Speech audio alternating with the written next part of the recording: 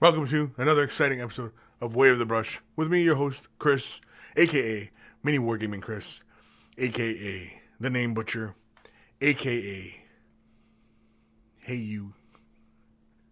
Get out of here. Anyway, Way of the Brush, the most informative 120 minutes on the internet on the wargaming lifestyle. We'll talk about painting, terrain, conversions, and everything under the sun. It's usually a whole lot of painting and a whole lot of what's under the sun. But that usually is half the charm of the show anyway, as while we're sitting here painting, working away on whatever models we are, whatever day this is a Saturday. So typically, a lot of us have Saturdays off, and we're working on our models and trying to enjoy the day. Probably the only day we get free. And so we're going to be sitting around working on stuff, and possibly listening to me yammer on about this and that. And I can see a lot of the regulars already joining us today. I can see Lazy Monkey's already here. Ishab 011. Mark Hill. Spite You. Who else here? Kurt Kershone. Totem Lord. Yes, made it. Hey, ya monkeys. Robert Gould. Morning, monkeys. Morning. Steam McDemon. I like that. Steam McDemon. It's a fun name. Good, insert your time of day. Good evening, good morning, and good afternoon. Could barely spit that out. Barely spit it out anyway, but Dr. Xantos, there he is. Dr. Xantos. Good day, people. McWhiskey. That's just a fun name. McWhiskey. Because I'm picturing going to like McDonald's or whatever, and I'm getting like an order of McNuggets. And I'm going to get a quarter pounder. And I'll also get a McWhiskey with that as well. And by the way, can I get a McWhiskey on that? Supersize that? Yeah, we'll supersize that. Tolo, there he is. Tolo's here. Drewski McCall. Morning, boys. Boys. Sorry, I'm just kind of skimming through everybody's comments here. I don't know what the heck we're all talking about, but talking about all sorts of stuff anyway.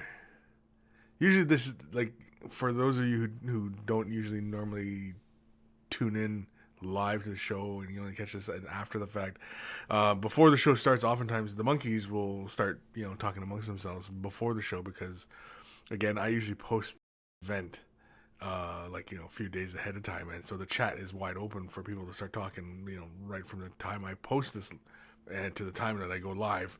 And so people talk, conversations. I don't know what's going on here. Clayton Tate's joining us today.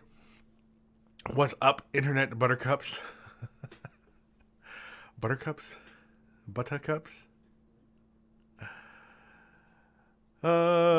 Steve McDemon. So me and a couple of friends are rebooting Inquisitor. Anyone remember that game? Yep, I remember that game. I never picked up any models for it. It seemed interesting, but like the whole scale change and everything like that, and I had to make a whole new terrain for it, and I just maybe and never got into it though. It didn't really seem to last entirely that long though. I don't know why. Maybe just sales just weren't there, I guess. So I need to do a couple of different models. Doing some 28mm though. Yeah. I got a feeling though, like that game, because like, it was such a scale change that, I think that's really kind of what hurt it, especially when it came out. 40K was, is still the dominant game, and, most everybody's money goes towards 40K rather than, 40K offshoots, That's why Necromunda eventually fails, Gorka Morka, Inquisitor, I mean, they're fun games and all. I'm not saying that that's bad, but people want to spend more of their money on 40K-ness, especially since in 40K, it's kind of become like old fantasy where you're having to end up with like large massive units of troops and maneuvering on the table, and like having just large amounts of stuff for a regular kind of 2,000 point game. I remember 2,000 point games in second edition, and you could count your models on two hands how many you had on the table. Now it's like, holy moly, it's just got 100 and something, 200 models out there. It's crazy. Clumsy Jugglers joining us today. Hello, everybody. Dr. Zantos. Oh, that's Steve. Never mind. Garth Thomas Lord. Hello, Kris. Hello, everyone. Hello, Garth. Ishiabo 101. Hola, Kris. Good day, sir. Yours, Sammy C. Sammy C. Kris B. I don't know why that's funny. I don't know why I find that funny, but it's funny. And I'll laugh every time. And you know what? I don't care what you guys say. I'm going to laugh at it.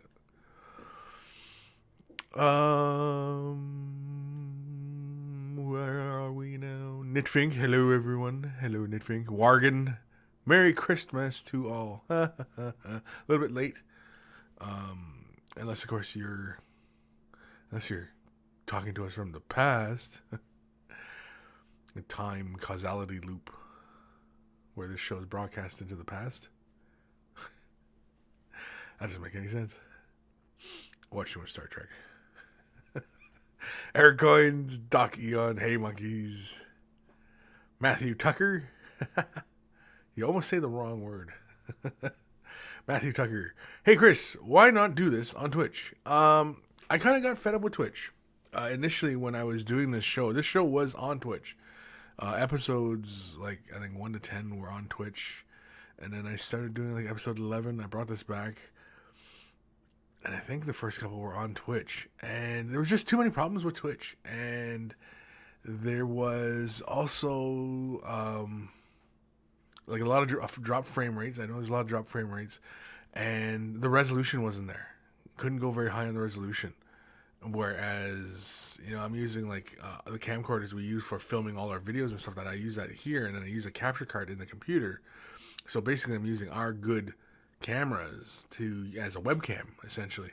And it seems like Twitch is only made for webcam kind of quality kind of stuff. And that's kind of meh. Doesn't really interest me. And yeah, and with YouTube, because what was happening was, okay, we would broadcast on Twitch Live. We would be making a recording of the show on our computers, and then we would upload that to YouTube, and then wait for that to process, and then you post it.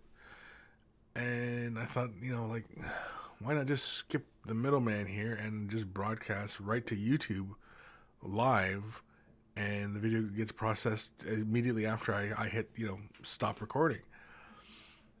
I don't have to do nothing. All I gotta do is show up and record something, and yeah. So yeah, that's why I don't do it on Twitch. If I was more into, I suppose, like like video gaming and stuff, that I'd probably go on Twitch. But really, I mean, like, YouTube does everything I wanted to do. Sometimes, yes, there are problems, but I found there was a lot of problems on Twitch as well. So to each his own, really. I suppose it's really what it boils down to. I prefer YouTube and just sticking with this one platform for all my needs as it is now. Maybe in the future I'll go back to Twitch, or maybe I'll do something else on Twitch. I know when I was playing around with the Xbox One, and I was playing video games, and I had the Xbox One broadcasting out onto Twitch because I have my Twitch account on the Xbox, and I was broadcasting out while I was playing video games, and I thought that was kind of fun. And I was thinking of doing maybe something more like that, but who knows? But yeah, so hopefully that kind of answers your question there, Matthew. Basically, it was just to cut out the middleman. But the first couple episodes of Way the Brush were on Twitch. Ishab, Kris, at Adepticon, what are you going to be doing there? Curious, wish I could go. However, if I hit Lotto between now and then, going to Adepticon, I'm going basically as an observer and a shopper. I was gonna play some games, but they were already kind of filled up as I was registering. I registered kind of late because I wasn't 100% sure if all the resources were gonna be there and everything's gonna be fine. So everything's 100%. I'm go. It's act of God is the only thing that's stopping me at this point. And yeah, I signed up for a couple games. I wasn't gonna do like the tournament thing because I didn't really want to occupy all my time with the tournament because I wanted to, be able to check out like all the sights and sounds of it all. And plus, too, I didn't really want to be pinned down to just being at Adepticon. I also wanted to check out some in Chicago as well. I might want to take a little bit of a sightseeing in, maybe, possibly, if we could squeeze it in. It all depends. It all depends on how things go. How because a few people like Adam and Miranda are supposed to be attending, so I'd like to be able to at least shake hands with them face to face because we do a show on Miranda's channel, and so they're both of them are going to be going, and it'd be fun to see them and see some other people we see on YouTube all the time. I mean, like there's people that that are going to be there that I see on YouTube, and it'd be nice to be able to say hello, shake hands, meet face to face kind of thing. And so it's too bad you can't go. Maybe next year, year after, who knows? There's always Gen Con as well. Who knows? Cliffison. Jeez, am I reading that right? Cliffison. Cliff Isen. Yeah. Greetings from Sweden. Greetings, Johnny Squidbrain. Hello, Parker Gray. Hello, girls.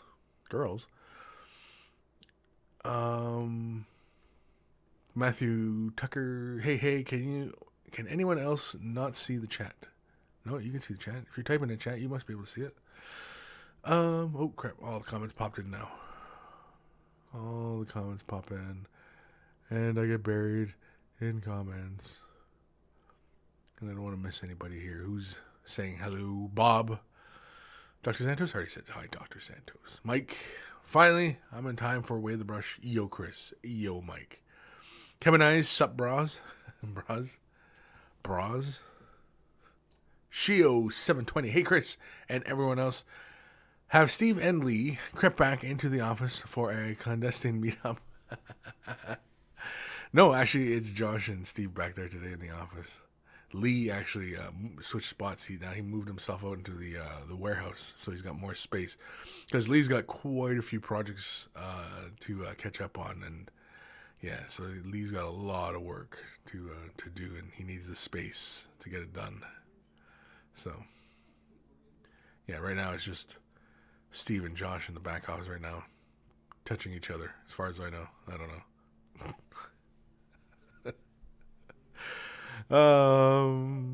Eric's Coins. I'm a Warhammer Fantasy player, but thinking of getting Necrons, not because they're OP, but me like undead. Undead. Is the starter set good? I don't know what the starter set looks like now for Necrons. I don't know if they do proper starter sets, because I know for a long time, the battle boxes were always a troop or a couple troops, a fast attack and an elite choice or a heavy or something like that, right? So I don't know what the Necron starter pack looks like. I mean, if you went for one of the army deals, I'm sure it's probably pretty good. Usually the army deals are good for they save you about a squad or two of troops. Necrons, they're just annoying as hell. I hate Necrons. The little bike Necrons, I can't remember what the heck those things are called. The little bikes, the little skimmer bikes. Get lots of those. They're very annoying. Flyers are very, very annoying.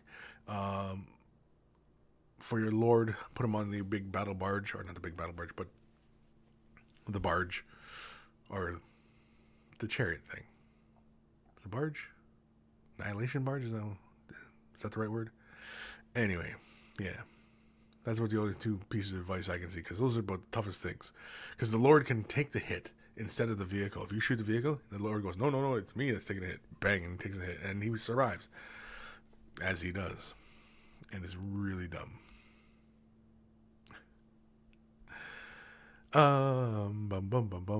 Johnny Wraith, there he is, Johnny Wraith. Lazy Monkey. Lee and Steve, they celebrity couple name now. Maybe maybe that's why Lee got out of the office. Because, like I said, Lee is down now at the warehouse, and Steve and Josh are in the office. I'm wondering if that's why Lee left. That would be funny. I never even considered that angle. Coffee. Where are we? I don't know. I think we're done. Oh wait, no, I saw something. Somebody was posting something about Ishab. Also, you should be teaching a class on painting. Teaching class, like I said, I wasn't sure if I was going to be going or not, and I didn't bother booking. And judging by a lot of the names I'm seeing for the classes, there's some really talented artists who are teaching, instructional classes, and so I think they might have. I think they might already have that covered. I mean, sure, more artists teaching different things, and not always the same thing as another person. True. I don't know. Maybe next year. There's always next year. I don't know. I think it'd be kind of fun to do like a Way of the Brush live from Adepticon. I think that'd be kind of fun. Do something like that, or even just But the thing is, though, is like I don't know what kind of Wi-Fi they have there, and if you're gonna get like a good signal out of there. Chicago is a really cool city. Lots of good eateries. Yeah, there's like I said, there's lots there. I'd like to see in Chicago. I mean, who knows? When I'm back that way again, right?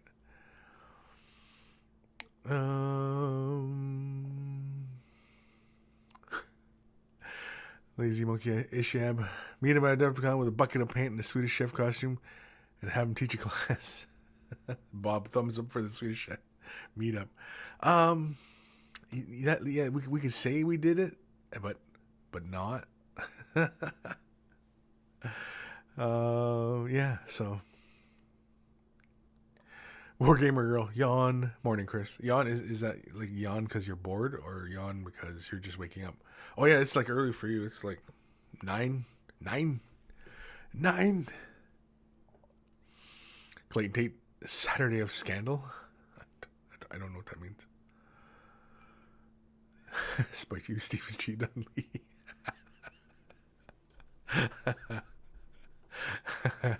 Yeah, I didn't even consider that angle. Lee takes off because he doesn't want to be part of the Brokeback Mountain. I guess I don't know. Lazy Monkey is still smoke free. Yes, I am. I am still smoke free. It's just I'm going on week 7 now. Going on week 7 or week 8? Week 7, I think. And feeling good. Gonna have to, I think, get some exercising though, because just not quite energetic enough yet. And not that I used to be like a spaz monkey or anything like that, but I used to be a fairly active kind of guy. And not like 5 years ago. I'm talking like when I was a young guy.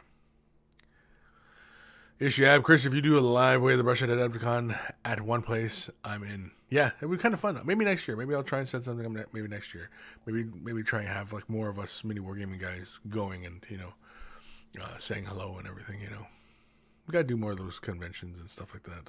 Don't do enough of them. Tolo, Chicago's nickname, right? No, I'm sure you're going to tell me though, Tolo.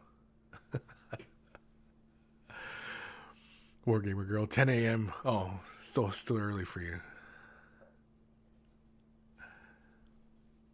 Tolo. Chigrak, murder capital of the U.S. now. If you hear bang, duck. Sure.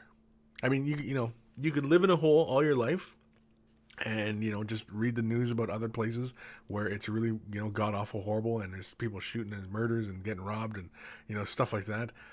Sure, you can believe all that all you want and just stay in your hole, or you can choose to go out and see these places for yourself and make up your own decision and maybe not believe every secondhand account you hear of people getting hurt. Because I mean, the little place that I come from, Sault Ste. Marie in Northern Ontario, it's a little wee quiet place.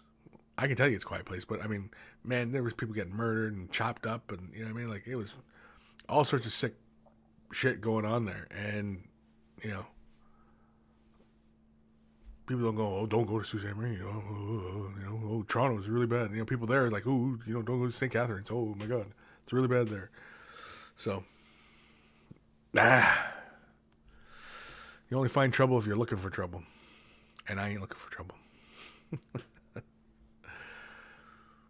Aircoin at Kris. Good on you, clapping. Oh, thank you. Yeah, for the smoking thing. Yeah. I know. I just got to think what I'm going to have to do is either pick myself up a bike or just start, walking or something. I don't know. Because Kris has got to start shaving off, just an inch or two of insulation, I think. Live down south in southern Ontario now. I don't need quite as much insulation. Where are we in the comments? I don't know. Lazy Monkey, just wear your 6+ save shirt and you'll be okay. Yeah, exactly. I'll just wear that because it works, right? And then if there's any real trouble, I just go to ground because I'm not fearless. On that note, I got wrong mouse.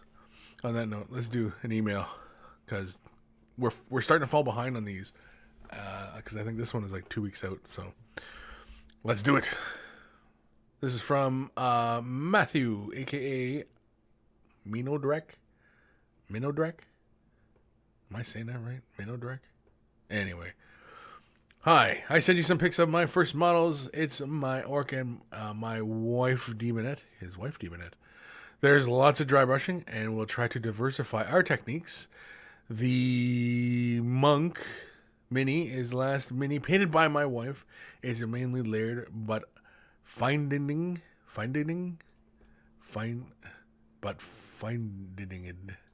the color, the good color for shading the face was kind of hard. Matthew. Okay, so let's have a look at Matthew's Demonettes. And here, let me get a better perspective here. No, I don't like that one. No, that's worse. There we go. We'll stay with this one. All right. So Demonette, painted by his wife. Not happy with the shading on the faces. Is this going to clear up for us a bit? Yeah, it'll clear up a little bit. The shading on the faces looks all right. I think what you want is more contrast in your highlight colors. You want more of that built up into the face, just so that the eye is drawn to the face more. Because right now everything's the eye is drawn really more towards the gold. The gold is so bright on these models, and the flesh and the hair. The hair is not too bad. But the flesh is so dark that really I want more highlights on there. Ooh, Jesus, this face is just scary looking. Ooh, that's scary. Ooh, piece candy. But very good stuff. Nice and clean. I see some parts there where, you gotta watch out for, but, yeah, I'd have more highlights on the faces. For example, just like a line top of the brow. Catch that little ruffle, in the forehead, a little bit on the nose, definitely on the cheekbones, a little bit on the upper lip, and a little bit on the chin, and then catch just the bottom lip. Maybe just the jawline, but that is not entirely necessary. Oh, and maybe just a bit on the ears as well, the ends of the ears. Gets those highlights. On the roundish parts of the head, it can be kind of tricky because you end up kind of highlighting this kind of larger, circular kind of shape on the forehead. So, but, it's always something to be mindful of. But otherwise, good stuff. I mean, like the gold and the trim and the cloth and everything like that. It looks all nice and neat. I dig it. Was that the only one? No, there's more. Ooh, got orcs. Some nice work on the orcs. Nice and dingy.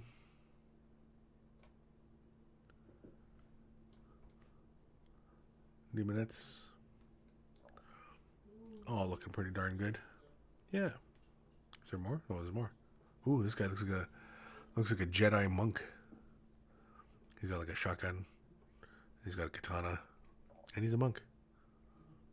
He's got a glowing thing here. I would assume that's just his scabbard. Demonettes. Nice. So these are the ones that your wife painted, or do you painted?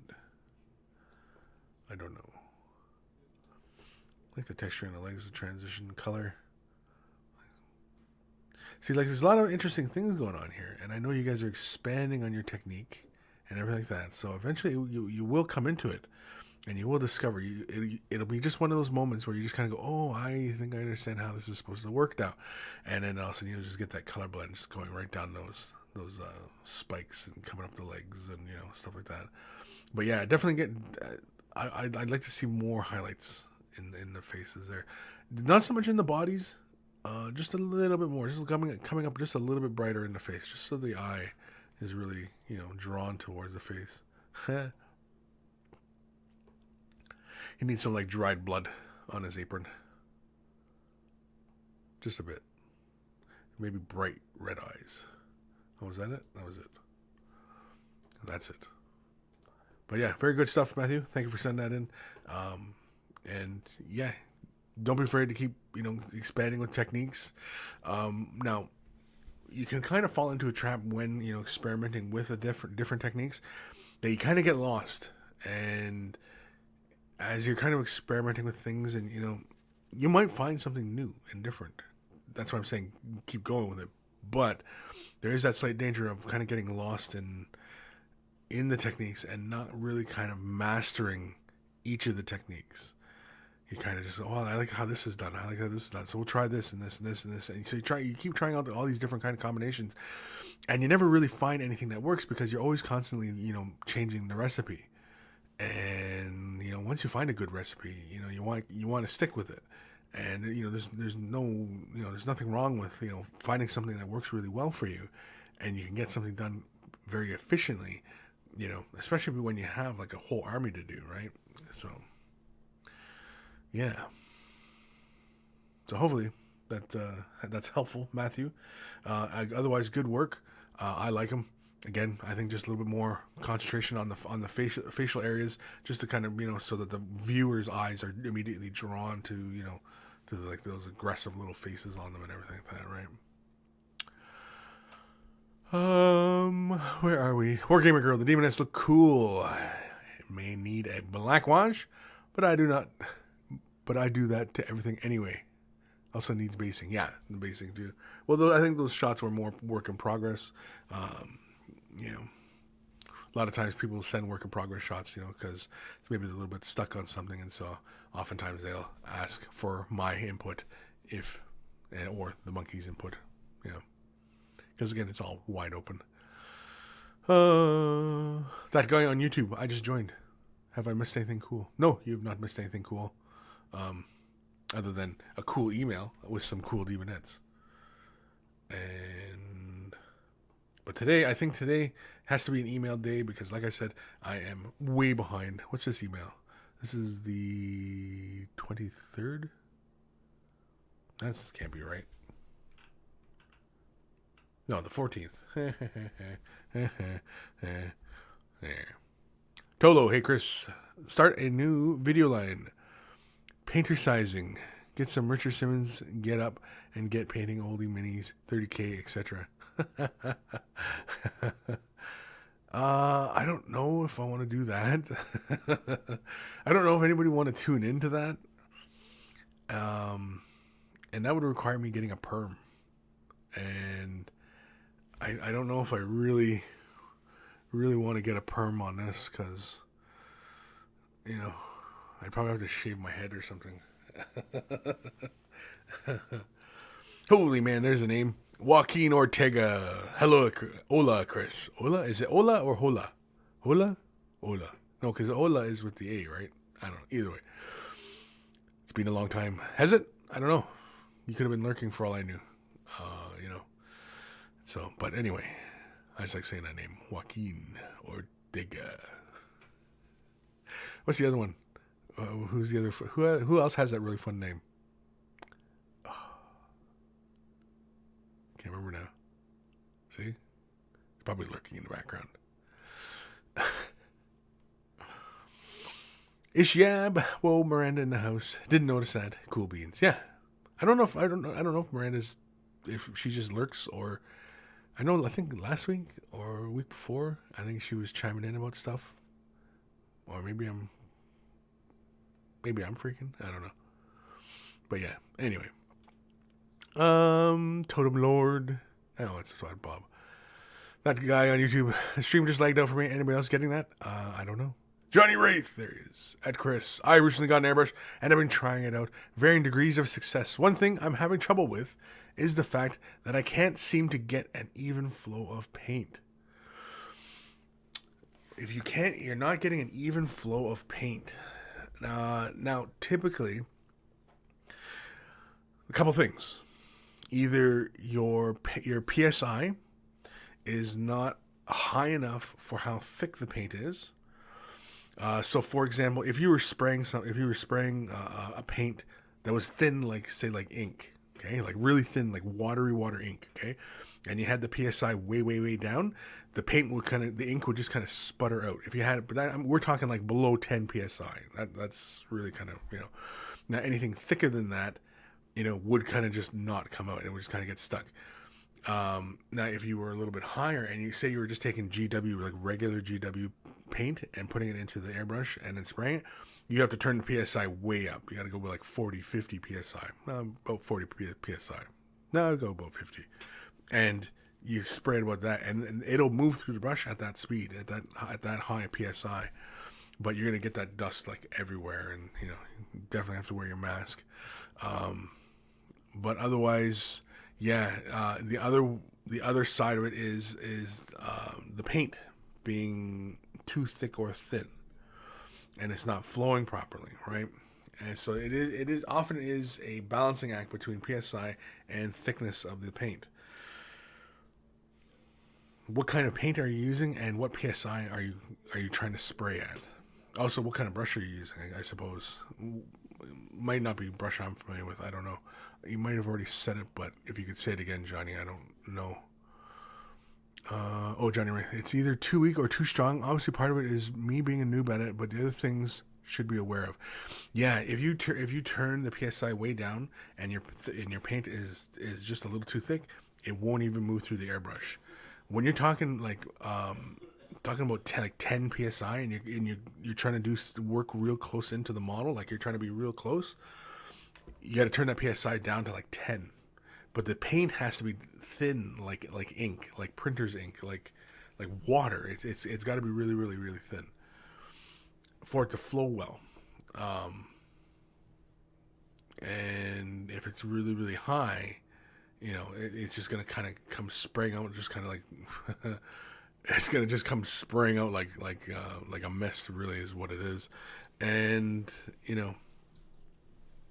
yeah, I mean.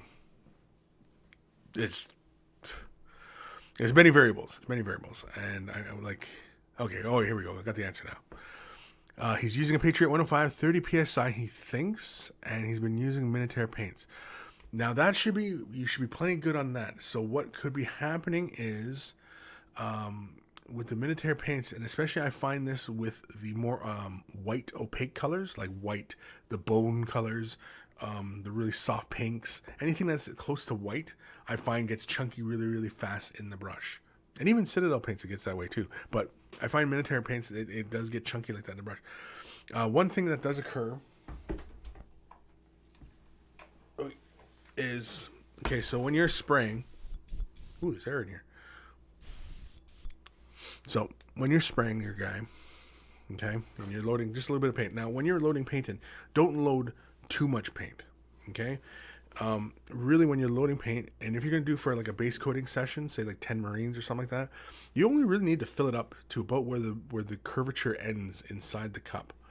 And you have it around 30 PSI, which is a good PSI for doing a base coating kind of session. That's a really good, and for Minotaur paints.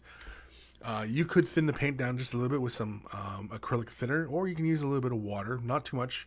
I would go like a 2-to-1 with water, or even with any of the thinning mediums as well.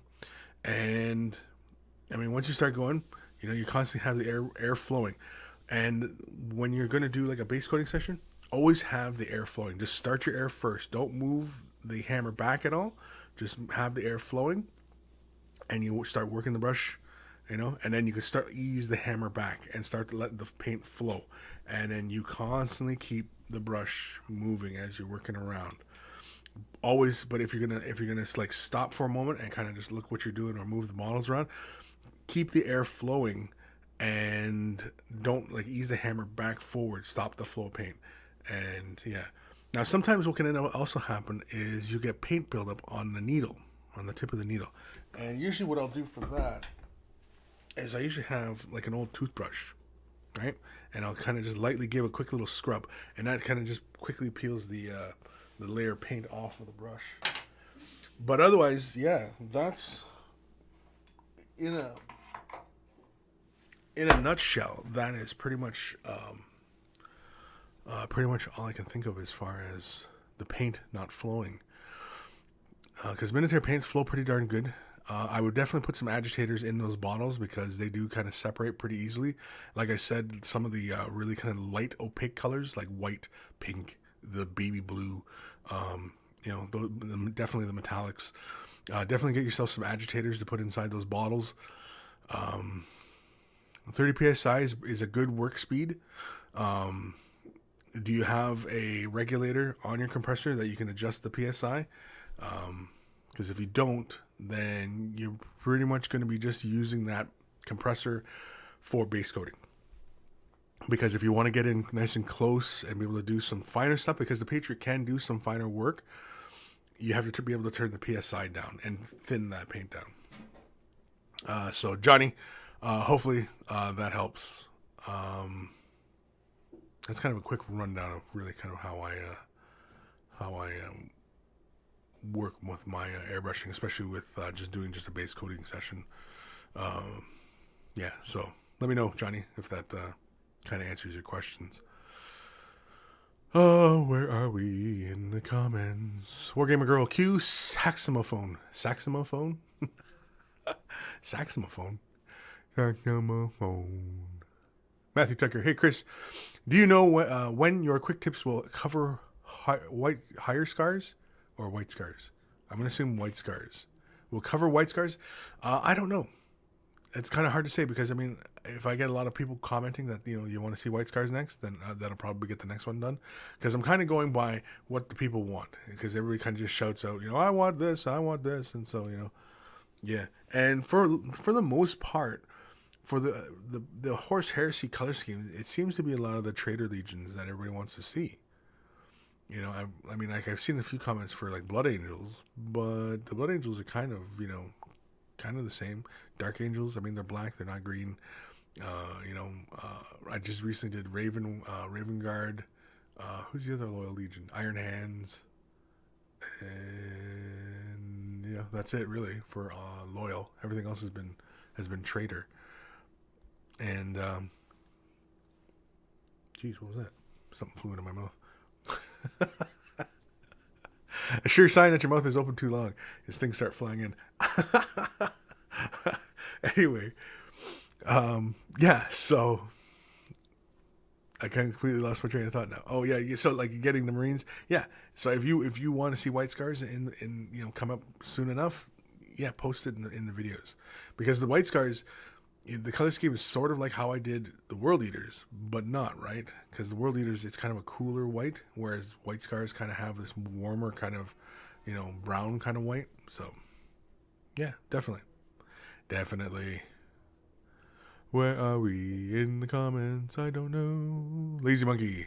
An old toothbrush should be every painter's toolbox. Would that be upcycling? I can't keep up with the trends. Yeah. Definitely. Upcycling? No, because you're not really... Are you recycling it? Getting repurposed. But yes, definitely toothbrush. Because toothbrushes, man, you can use, like, for painting, cleaning, whatever, right? I mean, when you're stripping your models, you need a toothbrush, right? Something fine so that it's not going to, abrade the surface of the plastic or ruin any details, right? So you need a toothbrush for that. You want to create blood splatters and things like that. Toothbrush is a great way to do that. Airbrushing, you want to clean off the buildup on the needle. It's a great way of cleaning the buildup of the needle. All sorts of things the toothbrush has a purpose for. Johnny Wraith at Kris, cool, thanks. I will give all those things a shot and see how it goes. Yeah, and feel free to shoot me an email if you're having more trouble, or Again, I think really kind of like, dissecting the problem. And again, when with airbrushing is always about the damn maintenance. It's always about the maintenance. I mean, it gets the paint job done quickly, but you spend a little bit more time maintaining the brush than you do actually, working on brush technique or, um, laying color onto the model. I mean, I don't know why people go on about airbrushing as being, like it's an advanced technique and, only the pro painters are using airbrushes, and it's all about maintenance, dude. You guys just gotta know how to take care of your airbrush. That's about it. Otherwise, it does stuff pretty easily. Ronnie Sugden. I had to look forever for a firm toothbrush for stripping minis. Do they not make firm brushes anymore? I know my dentist said they are bad for your teeth. Well, that's quite possible.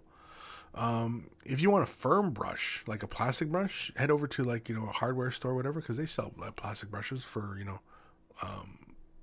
for like hard plastic bristle brushes. You can still find them, but they won't be a toothbrush section. They'll be like more like, scrubbing and flooring and, things of that, like in construction, that kind of nature. Saba Sarez at Kris. I posted this one on the quick tips, but hope to spark your imagination here. How would you do a full black eyeballs? I did see that comment, Saba. That one's really tough. That one is full black eyeballs, because you're talking like when the person's fully possessed and the eyeball goes completely black, and it's like, and you hear the music, it's just, So the eyeball is completely black. How do you show that on a miniature? Okay, if we're talking something like a dark Eldar, that's pretty darn tough. The flesh has to be fairly light. There can't be any too dark a color around the eyes. You can't give, like the eye shadow or anything like that. And you paint that entirety of the eye, right? I suppose you could come in and just hit it with the tiniest of little dots, like white dots. Give it like that gem effect, but there's no gem effect. It's just a black with just that tiny little spot highlight on top of it. And that might be enough to achieve the look. But otherwise, that they are really, really, really small. And, it might not, the idea might not convey on something surface that small, right? Versus if you did it to like a monster type model who has, a much larger eye, you could be able to show something a little bit more like that, because then again, you can introduce a little bit more color, into the bottom of the eye, because, in shows and stuff like that, they always show the eye completely black, and it's just, like just black, but really like, would it be more like a black orb? Like it's a big piece of obsidian stone where, you can see a little bit of color, like it's a translucency, translucence, a translucent quality to it. And, you have more of the highlights appearing at the bottom, Again, yeah, it does spark the imagination. I know the effect that you're talking about. And yeah, it would be kind of interesting. The demonettes. The demonettes kind of had that we showed earlier. The eyes were completely black. And, was it completely conveyed in that, right? Again, because, the faces were so dark, the eyes black, it wasn't working. So you have to bring those faces up if you're going to really kind of show something like that. Get that real nice contrast. Basically, you're kind of going for like the gray alien kind of look, right? Where the skin is just kind of, gray. He's got like just kind of plain features, one tone, and then these big, gigantic black eyes, Something like that, anyway. But, yeah, I've given it some thought. I'm not sure when I will get to, the usual kind of quick tips again. Probably not for like another month, I would assume, just to kind of really kind of finish off the whole Horus Heresy. I kind of want to see these models to the end now, so I'm probably not going to stop until all 18 chapters are done. Yeah. Zandrate, holy man, there's a name I have not read in a long time. At Kris, need a suggestion on how to highlight someone's Tyranid shells done with Warlock Purple without going too pink. Done with Warlock Purple. Now, Warlock Purple was kind of a pink, wasn't it? without going too pink, can you just simply add white to it and then give a shade wash of, the, what is it, Leviathan purple or Juchi violet? The shade wash of purple, right? Just thin it down just a bit and just bring that purple back down a bit. So, for example, if the base coat is Warlock purple, or even another one too, is you could add Screaming Skull, which is kind of like a bone color, or Ushabti bone. You can add that, throw that into the purple, do say 4 parts Warlock, 1 part bone, do a highlight, then go 3 parts Warlock, 1 part bone, and then 2 parts Warlock, 1 part bone. Depending on how many transitions you want to build up through and how fine a gradient you want to create. And then because again, without going too pink, the brown qualities that are in Ushabti bone, and it mixes with that pinkish purple color, it actually, because it's got hints of yellows in it, it should pull it probably more towards the reds, and so it actually might give you a much more vibrant kind of look. But it also will desaturate it and pull it towards the white as well. So it'll still get a bit of a pink look. I mean, it's just kind of unavoidable. But again, if you want to get some good highlights, go with more Warlock purple, like say, 4-to-1, 3-to-1, 2-to-1, that kind of ratio.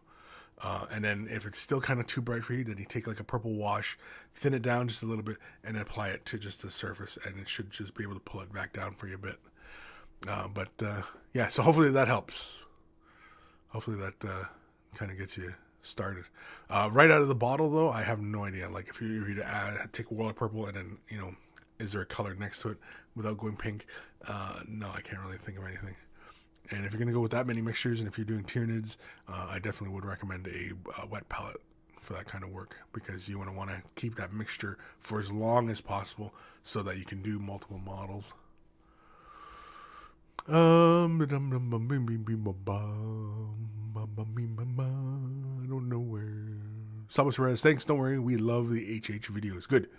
I'm glad. I'm glad at least people are enjoying them. I know, because everybody who's into 40K, and I know most of the people who tune into Mini Wargaming are into 40K. Like we're all 40K nuts. I mean, I'm a 40K nut. You guys are probably mostly 40K nuts, except Miranda. Miranda's a War Machine nut, or maybe just a plain nut. And we all enjoy 40K, and with the horse heresy being kind of everybody just kind of jumped on the 30K train, and so Despite you, Kris got some good coffee today. I did get some good coffee today. I got lots of coffee. Oh, thank you. Excuse me. Zandrate. That's exactly the kind of insight I needed. Okay, well, good. Well, I'm glad that kind of helps there. Mike. Eric's going, no, we're not all into 40K. Well, I didn't say you're all into 40K. I said you're mostly. It's mostly 40K centric. I'm not saying that the universe is mostly hydrogen, but it mostly hydrogen.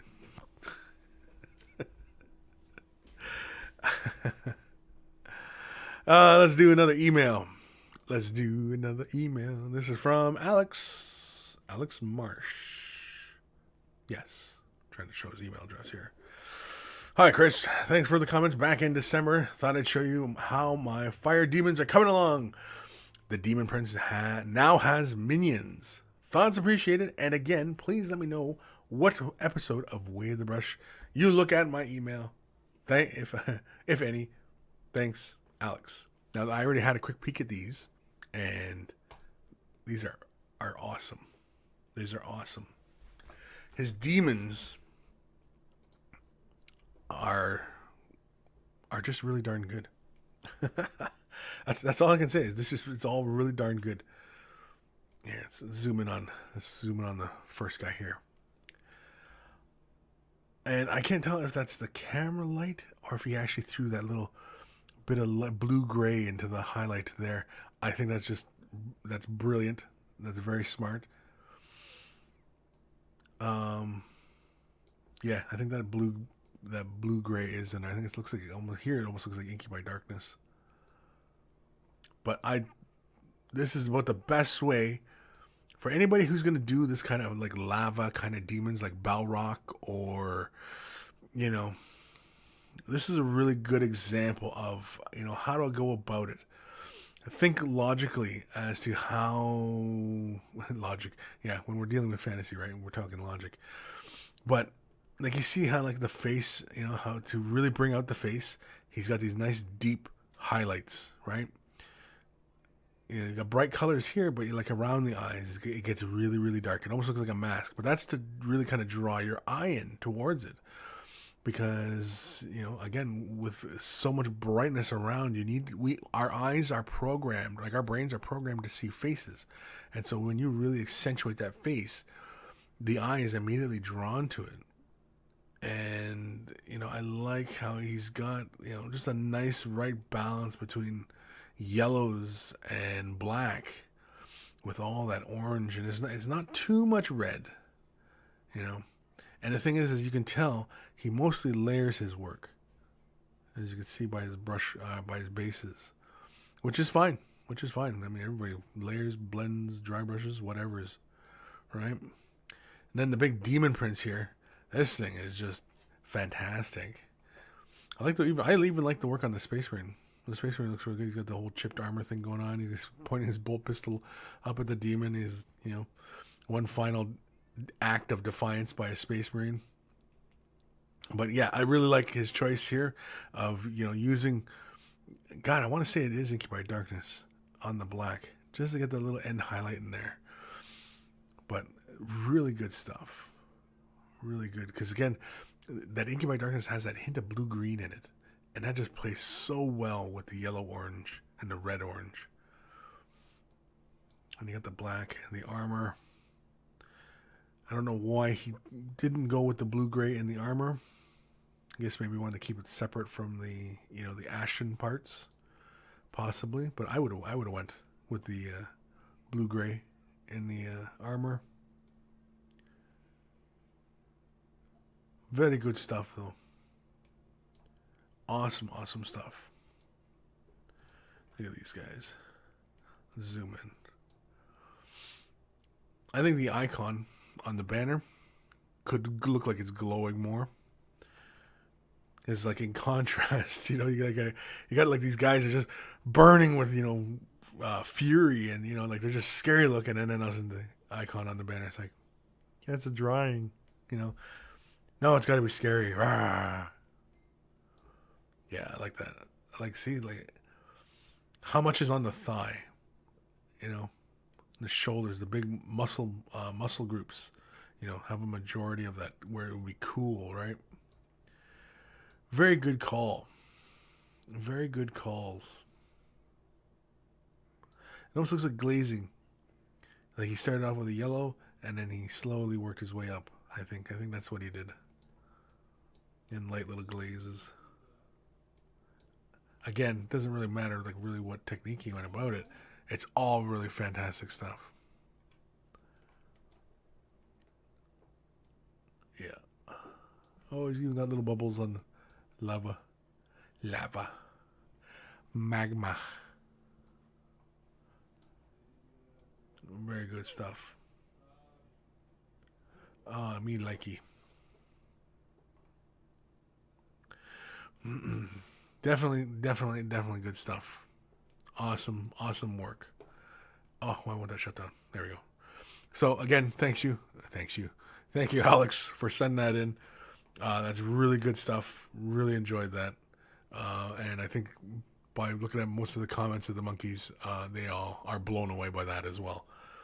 And so again, thank you for sending that in. Really good stuff. Yeah. I mean, really quickly here, like Marcel, they're done. They're well done. Despite you, oh my God, look at them. Kurt Gershon, burning magma demons are too awesome. Okay, need to learn that recipe. Yeah, and Alex Marsh, if you want to share that, you know, either send me an email or post it on Way the Brush Facebook page. You know, if you want to, people who really want to know what his process was for creating it. To me, it looked like you started off with a yellow and then you built your colors towards the darkness. Awesome call. about the best way to go about it, because again, you're better off starting off with your bright colors, because then that way you're ensured that your brightest colors are going to be nice and bright, and then you build to the dark side, and that way you can always make sure, because again, it's easier for dark paints to sit on top of light paints than it is for light paints to sit on top of dark paints. Yeah, see, that didn't have fast.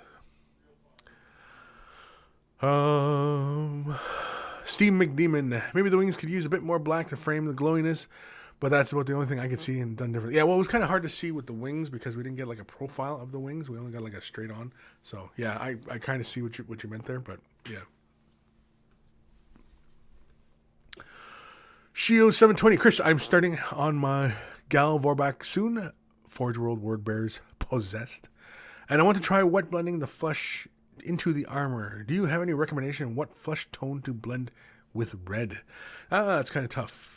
You're probably looking at something like Kislev flesh or Rakarth flesh. Rakarth flesh is probably your better one because it's got that kind of desaturated brown, like a deep brown quality to it.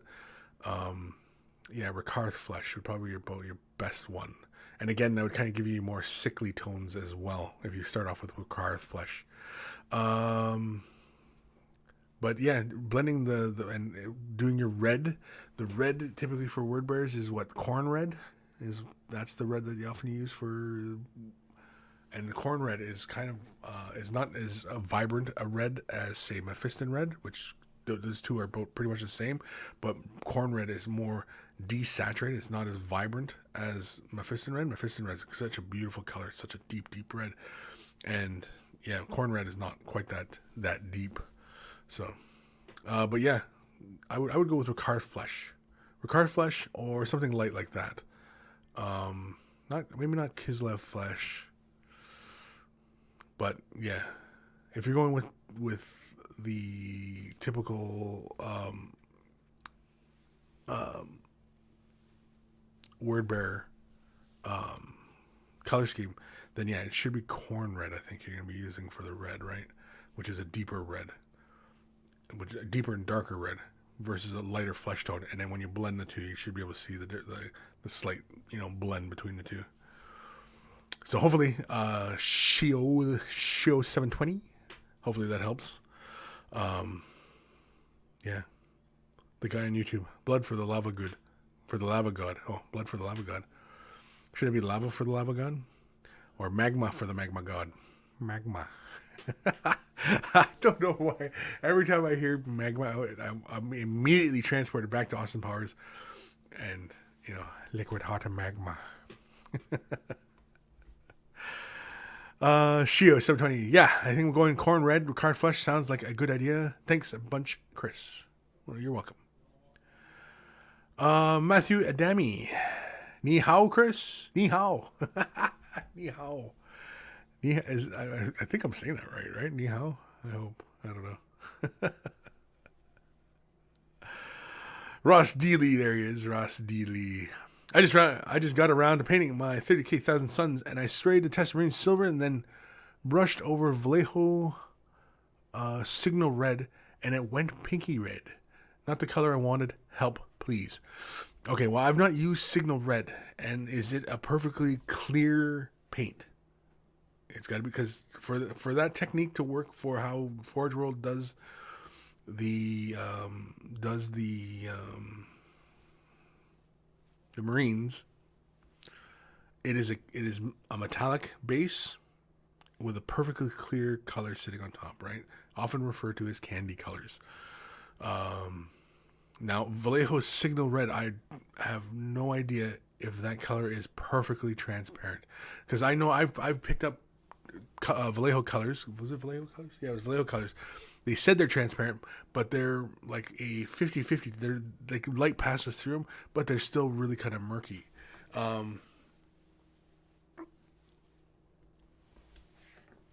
Ross says it's transparent. It is transparent? Okay.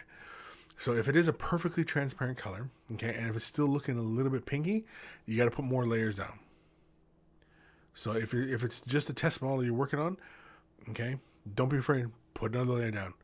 And if that didn't work, put another layer down. Because if it's perfectly transparent, you should still see all that metallic luster show through.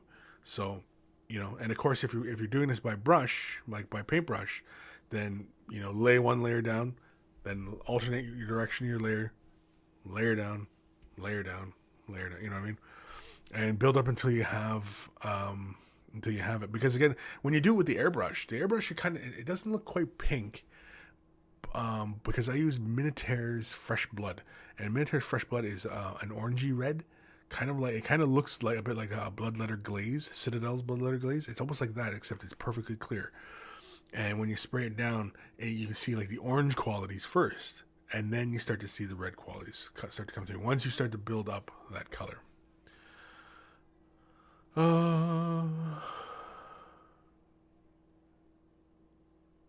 Kurt Kershaw, not a clear red at all, metallic red. No, Ross said that the color is transparent red.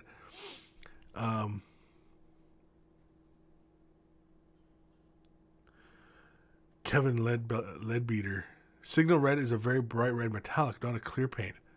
Oh, yeah. Ross says he's done about 4 layers and it's a pinky color. So yeah, like I've not used any of these colors to achieve this, and I would assume that Forge World, when I first looked at it, I assumed Forge World used Minotaur's red because it's just the same kind of vibrant red. And yeah, for the Thousand Suns, I mean, doing it by airbrush is about the easiest way, but if you don't have the airbrush, that's fine. You just do it by brush. It just takes a little bit longer. You got to be careful of your brush strokes and your layers. But Ross, yeah, should you get Forge World Angron Red? If you can't get your hands on Angron Red, then get yourself Minotaur's Fresh Blood. Fresh Blood, okay? That's the red you want, because because the more layers you build up, the deeper red it gets.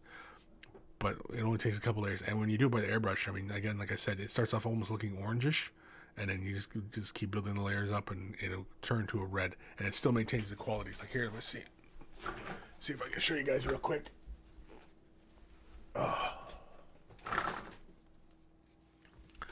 Yeah, so I guess you guys can't quite see it, but yeah, it's probably kind of hard to see here. Like some areas, yeah, you can kind of see that it has still a bit of an orange quality, almost like they describe as like wine, like wine.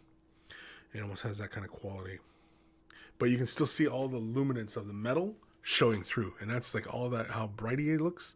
That's all the metallics showing through.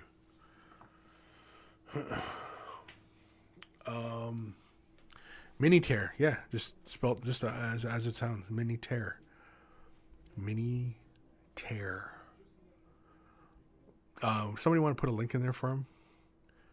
Yeah, Steve McDemon. That's a fun name, Steve McDemon. Just like that.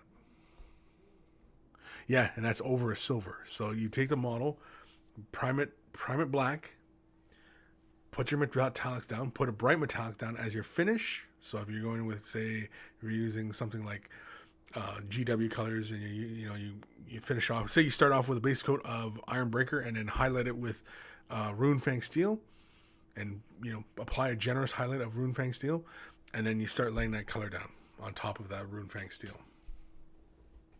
So. Yeah. Alex Bello. Hey, Dad. Keep up the good live stream. Thank you, my boy. Yeah. So Ross. Yeah, that's really simple.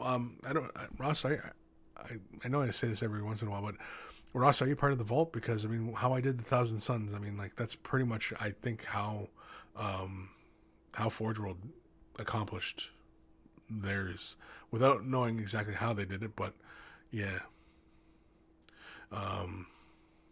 Because that's how it looks to me. I mean, it's just, they lay the metallics down, and then they just lay the candy color on top of it, and you're done.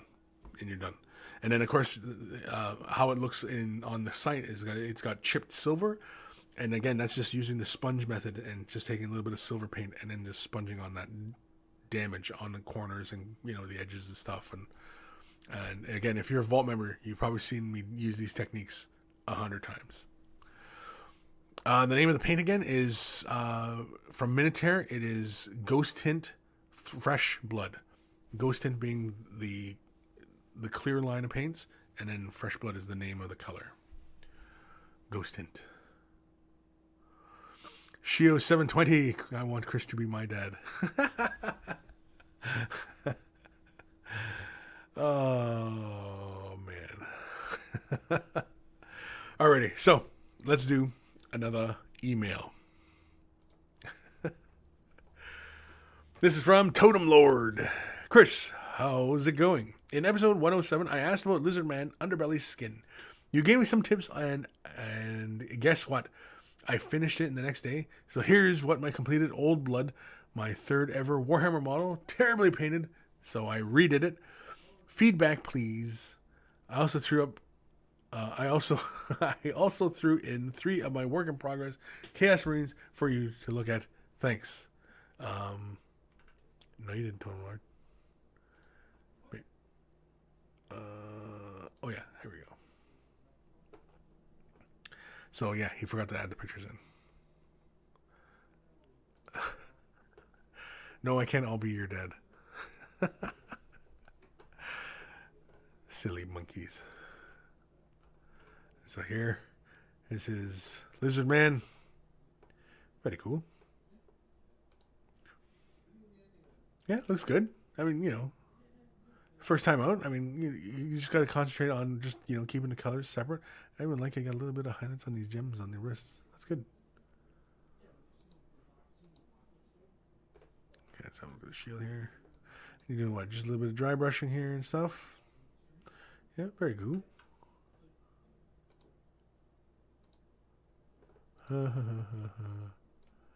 Chaos Marines.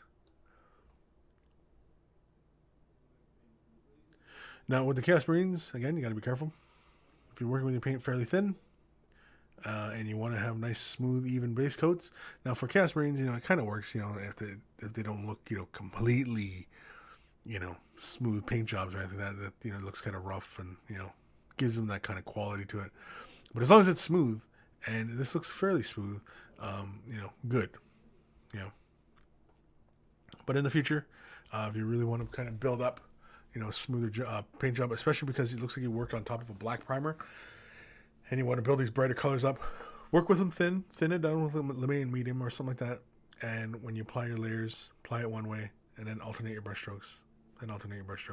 Between each layer, and you'll get a nice smooth finish. Well, about 4 layers typically is usually enough to get a nice smooth paint job.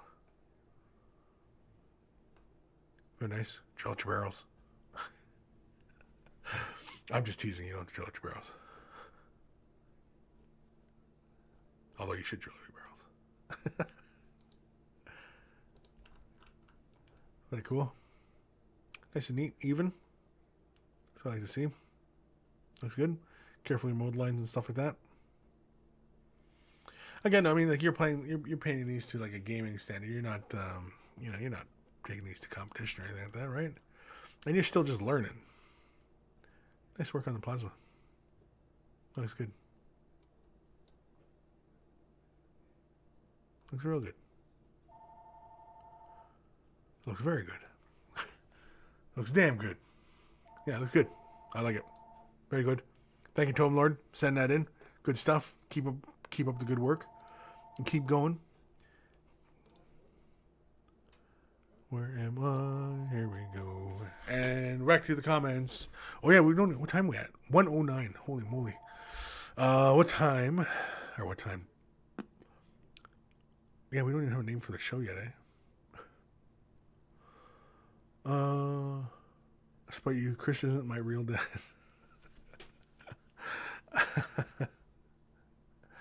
Lazy Monkey, nah, I'd rather have him as a kooky uncle. I am kooky uncle to some kids. A couple of my boys out there. Haven't seen in a bit, but yeah.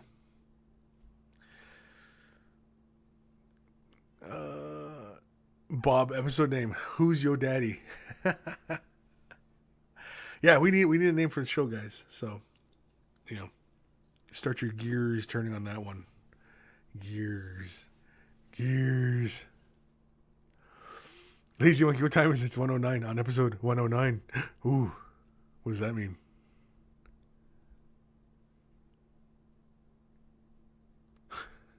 Shio 720. Episode 109, Bellows Home for Abandoned Monkeys. Jake Halter. Hey, Kris. When do you think Space Wolves will come out for Horus Heresy? Aren't they talking like they were going to be like in the next book? But no, they're not, are they? I don't think they are. I thought they were supposed to, yeah, because all the talk was it was supposed to be Thousand Suns and Space Wolves in the next book. And, yeah. Damn it. I can't remember now. I haven't kept up too much with the whole Horus Heresy. I haven't even read all the novels. I've been meaning to, but I haven't. And I probably should. It'd be like that guy in the end of Twilight Zone, He's sitting there and he's the only man left on Earth and he's got all the books. He can read everything he wants to read. He's got the time now to read all the books. And then, the glass fell off, break on the ground. But I had all the time.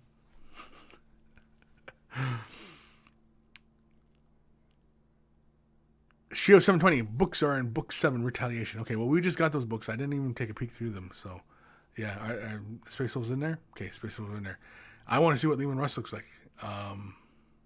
Because he looks pretty badass, right? And, of course, Magnus, right? He'll be scary looking. Lazy Monkey. Episode 109, catching up on emails, sort of. I kind of like that one.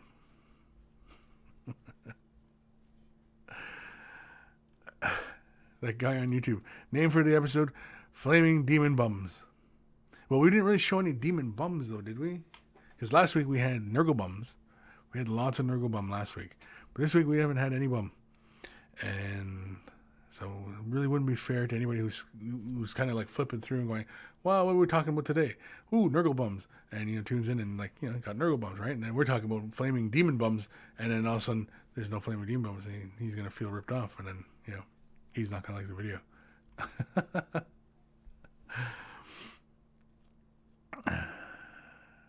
Shio 720. Kris, you can have a 720 Zone episode where you have all the models in the world, but your hands drop off. I don't know about that. That seems kind of drastic. Maybe your fingers get all gimped up, just like get caught in a compressor or something. Just, and your fingers all, oh no, Yeah. Johnny Wraith. Bummed out about the lack of bums. That's the title right there, Johnny Wraith. Right there. Bummed out about the lack of bums.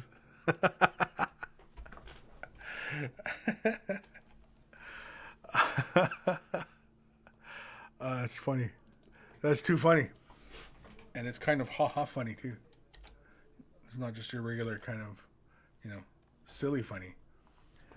Bummed out about the lack of bums.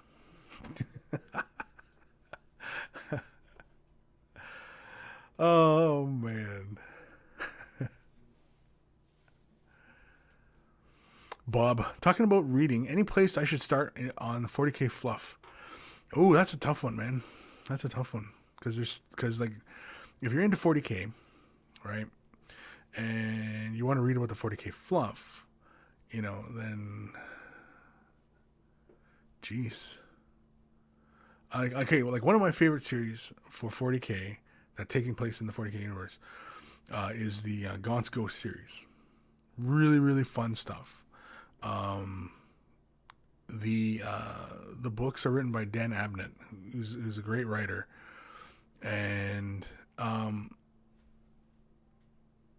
it's all about Imperial Guard and massive battles, just massive apocalyptic, battles. Not each book is like that, but some books are more like, they're sneaking in. It's more like a heist kind of thing, and they're sneaking into a compound and laying demolition charges and escaping kind of stuff. And other ones, it's kind of small skirmish or alien worlds and stuff like that. Gaunt's Ghost. I would definitely recommend Gaunt's Ghost. I've thoroughly enjoyed it. I have not finished the Gaunt's Ghost series myself, but I definitely would recommend the Gaunt's Ghost series. Really, anything by Dan Abnett is really good stuff. Titanicus? Yeah, Titanicus was a good one as well. That was all about, a massive battle that was from the viewpoint of a Warlord Titan, or of Warlord Titan's crew, I should say. Jeez. What's some other ones? Oh, Ultramarine. Ultramarine's a good one, where they wake up the Nightbringer. That's a good one. Uriel Ventress. That's a good 40k one. Soul Drinkers. Soul Drinkers is another good one. That's the one. That one is about a loyal chapter slowly turning towards chaos. It's really good. I probably ruined the whole book series there, but no. You learn it pretty early on if you know your 40k lore, that certain things start to happen and stuff like that. There's a lot.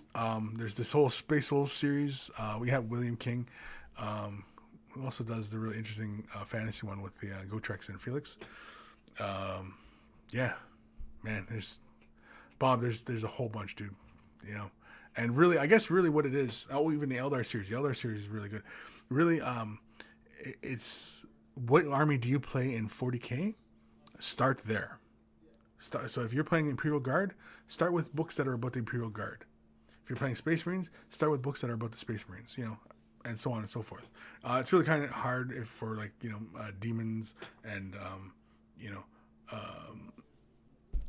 Tyranids, because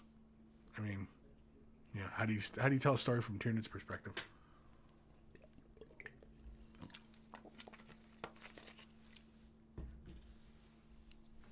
Sorry, my throat was getting dry. Bob plays Tyranids. Yeah, so it's kind of tough. I'm trying to think what books are Tyranid centric. I can't think of any. Oh, another good one are the 13th Legion. 13th Legions are also a good one. Gav Thorpe, he writes those ones. They're not bad, but they're pretty entertaining. The second one's really good. I like the second one because they go on a Tau world, and they're on a mission on a Tau world. They're like this little, dirty dozen. It's basically the dirty dozen. Yeah. The Night Lords Omnibus is brilliant. Best trilogy I've read set in 40k. I have not read the Night Lords one. I'll have to read those one. There's so much reading to do. Man, so many books. So many. So Bob, yeah. Where do you want to start?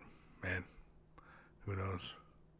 Sam Farrell, any book by Abnett is a good choice. Yes, I would agree with that 100%. I agree, Sam. The guy on YouTube. Have you painted the Guns Ghost models? I have not painted them. I got a few of them. I've got Gaunt and I've got Korbeck, and I think I've got most of the models. But no, I have not painted them yet. I know, shame on me. I would like to do an army of Gaunt's Ghosts. That'd be fun. It'd be really fun. Of course, you'd have to make them really kind of superhuman tough kind of thing, right? Because they're just so darn good in the books that, like Mad Larkin, he'd be able to peck off Space Marine commanders like nothing. He just, come on. I don't think he's that good, but but yeah. Dr. Santos, I just remembered I have those models. Yeah, see, there you go. Wrong mouse. All right, let's do another email because, well, we can. This is from T-Ben. Smoking beef. That's online handle, smoking beef. Hey, Chris, longtime fan, first time emailing. I normally cannot make your show live, but I catch it later in the week when the paints call to me. My question is about brush care. I have a dish of Master's brush cleaner, and I use it religiously. I just recently started to dry brush, expanding my skill set, and I'm wondering if it's okay to be rougher when cleaning it in the end. And also, is it necessary to condition the tip like the rest of them? Thanks, butcher of names, which I know you'll probably do with the last name, KJ T-Ben, online handle, Smoking Beef. As a late comedian, John Pinette said, Salad is a promissory note to tell you that food is on the way. John Panette. John Panette was a friggin' funny comic. I mean, he was a big fat bastard, but funny comic. Funny guy. Anyway. Right. Cleaning brushes. I don't know how we got on John Panette, but anyway. Yeah, so using the Masters brush cleaner. Yeah, I definitely use the Masters brush cleaner when on my dry brushing brushes. Because, for example, when dry brushing, say, a color like Mephiston red on a model, that red pigment gets right into the bristles. And if you just, like, kind of rinse it off and let it dry, it doesn't seem like enough, because then you go and grab another color, and then you start dry brushing, and if you're working your brush pretty hard, all of a sudden you start to see that red appear into your model, and you're like, oh no. So, yeah, it's the best way to stop color transference, because, again, when you're dry brushing, you're basically beating those bristles, right? And you're beating that pigment into the bristles. Like, if you can imagine a bristle, a hair, okay? What's the structure of a hair look like? Well, typically they look like almost like pine cone, right? They got like these, segments and these spikiness that come out of them, and there's like these little pockets to them, right? And they, hair, you can grab a hair and it feels smooth one way, but then it doesn't feel quite as smooth going the other way. That's often how hairs feel, right? They have like that structure to them. And so when pigment is being beaten into each of these hairs, those little pockets are hanging on to that pigment, and so it will transfer. So you don't want that. And using the Masters brush soap is the best way to get that out of there. Do you have to recondition? Sure, why not? While you're at it, you might as well condition the bristles. Again, keep them soft, keep them supple. Again, because when you're dry brushing, you want to keep a light hand when you dry brush. If you feel the model bouncing around in your hand too much when you're dry brushing a little too hard, okay? If you feel the model just kind of like vibrating in your hand, you're dry brushing just a little bit too hard. You're going to feel some movement, but I mean, like, if it feels like, it's like all over the place, yeah, you're dry brushing too hard. And so, yeah, the hairs need to stay supple, and they need to stay clean and free of, or as free as possible of other pigment. If that makes any sense. T-bin. Smoking beef. Yeah, so hopefully that answers your question, buddy. Thanks for the email. Do not be afraid to send me another email, as a follow-up or whatever. Because you can. Alrighty, where are we in the comments? Steve McDemon, same as Schaefer's Last Chancers, which are also nice models, by the way. Yeah, I had to say Schaefer's Last Chancers. Jeez, Schaefer's Last Chancers. Hi. Almost busted into a Fire Marshal Bill. Gotta be careful about this, kid. I couldn't get into God's Ghost read first and only, but my interest died off halfway through Ghostmaker. Oh no! You gotta, once you finish Ghostmaker and get into Necropolis. Necropolis is where everything gets exciting, because Necropolis is basically a hive city battle, and it's chaos. It's a big apocalypse sized battle. It's great. It's a great story. It's probably my favorite one so far. Mind you, I only got up to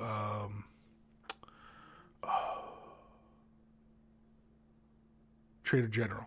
That's as far as I've gotten. Trader General.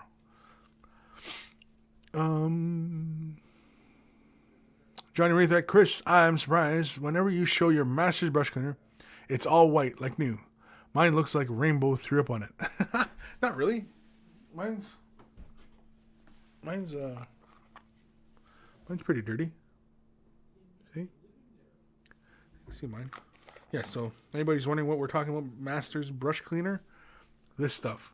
I might as well get endorsed by these guys, because I push this product all the time. There's different kinds of brush soap out there that'll do the same kind of job, but I always use this stuff because I like it. I've been using it for eons. It's great for, because I also do canvas painting as well. I paint oil paints and stuff, and this is the stuff. Oh, Shio720, Kris, have you considered doing a shampoo advert? Your voiceover on the Head and Shoulders commercial offering the hair advice would be hilarious. Yeah, I think Troy Polamalu pretty much locked that one down. I don't know. I think I would. I think I'd be just an imitator if I came in, and and the thing is Polamalu is much more masculine than me. He's definitely in better condition than me. Although my knees might be better than his, but that's about it. Lazy Monkey and Masters is cheap. Yeah, Masters is most of the soaps are about the same price. But yeah, Masters is, I mean, like, man, you can find Masters almost any art supply store, craft store. I think even Walmart sells it. 720, Kris. I'll try to pick it back up at some point. I've been on the last chapter of Airman Exile for about a year. I hate that book, but refuse to give it up. Just can't quit it, like Stephen Lee.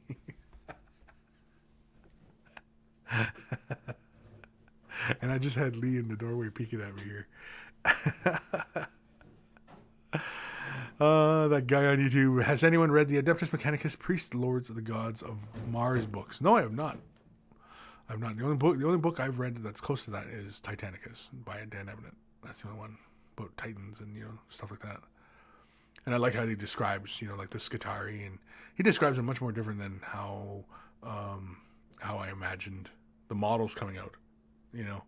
He describes them more bestial and like furs and they're kind of like Mechanica type Space Marine type things, barbarians and things like that.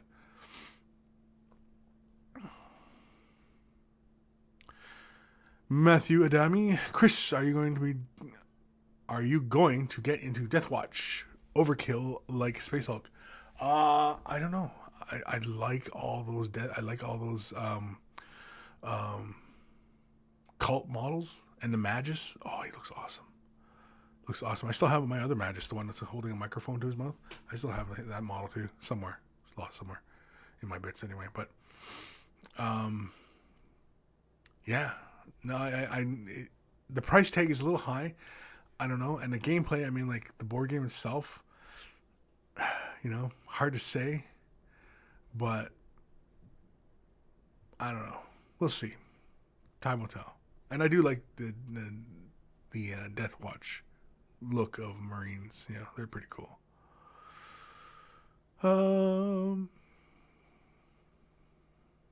Show 720. He knows that the monkeys are unwilling to give up on what they have. Damn it! My vault membership should cover an invite to the wedding. To Stephen Lee. Mike, hey Kris, I was wondering if you had any plans to get into Blood Bowl when it finally starts getting released again. If yes, then what team would you most likely play? Well, currently my team is humans. I have a human team, but that's the older Blood Bowl. This new Blood Bowl, the new human teams, the new human sculpts, I really really like. And like one of my favorites is Griff Oberwald. Griff Oberwald is just one of the best, and then Mighty Zug, I guess, too. But I never used Mighty Zug as often as I used Griff. Griff was just great at winning games, and I played Blood Bowl like you should. I didn't go in for a lot of fouling and stuff like that. I just throw the ball, catch the ball, run the ball. I'd play it. I'd play the game like it was a football game, and I wouldn't deliberately try and kill anybody. I just just knock them out of the way and just get the score, and that was it. And so yeah, that's the way I usually played Blood Bowl. Was pretty straight. Just go for the points, because I mean, like once you get about 3 or 4 points ahead, oh crap, no. Once you're about 3 points ahead, yeah, your opponent pretty much can't do it because that's too high. And orcs, they have a hard time, especially if you can keep that ball out of their hands. But yeah, so for Forge World doing Blood Bowl, oh, that's exciting. It's exciting. And are they going to keep it the same? Are they going to leave it pretty much untouched and just give us fresh new models? And because here's the other thing that I think is kind of exciting is, are they going to give us a pitch? Like a proper pitch, because how Forge World does the tiles, right? Well, one of those tiles is the size of the pitch. And are they going to give us a field or a stadium? Oh my God, could you imagine if they gave us like a stadium or an arena or something, you know what I mean? Like, so hopefully, I'm hoping. Here's the hoping. Bob, here's an idea. Marriage between Lee and Steve with a dinner for all the Vault members and a 40K tournament afterwards. That actually sounds like a really good time.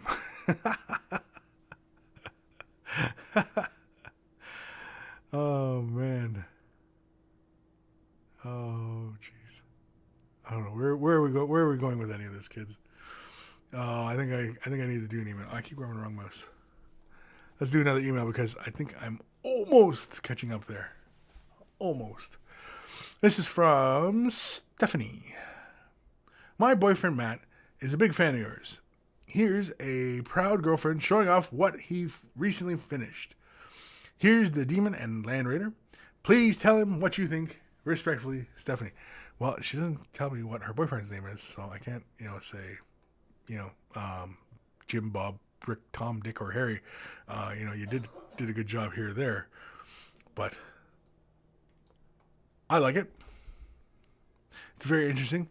Heavy reliance on the shade washes, which is fairly interesting. It gives you a nice subdued kind of coloring. Mold lines. Get rid of your mold lines. I like it on the wings. Looks pretty cool. I think a little bit more contrast in the face. To really kind of separate those teeth and everything like that in the mouth. Here, let's go back here, yeah. An Agraxar shade or something. Or even Druchii Violet in the gold areas. And then the loincloth areas as well. But neat. Otherwise, the color is separate. Well, it's got some areas here. But, yeah, that's forgivable. It's wings. It's fleshy. Let's see here. Oh, there's some without the flash. Yeah, again, like I said, it's neat. It's nice. But it feels like a real heavy reliance on the shade washes to achieve, your transitions and colors. And, there's nothing really wrong with it. It just, it does make for a lot of times lazy painting, not painting those highlights and transitions yourself. Very interesting. I like this. I think one thing to be mindful of, if your brush strokes are going in one direction, and I think you should try and maintain that across the entirety of a surface. Not so much like a surface like here or like that, but like, here in these surfaces, yeah.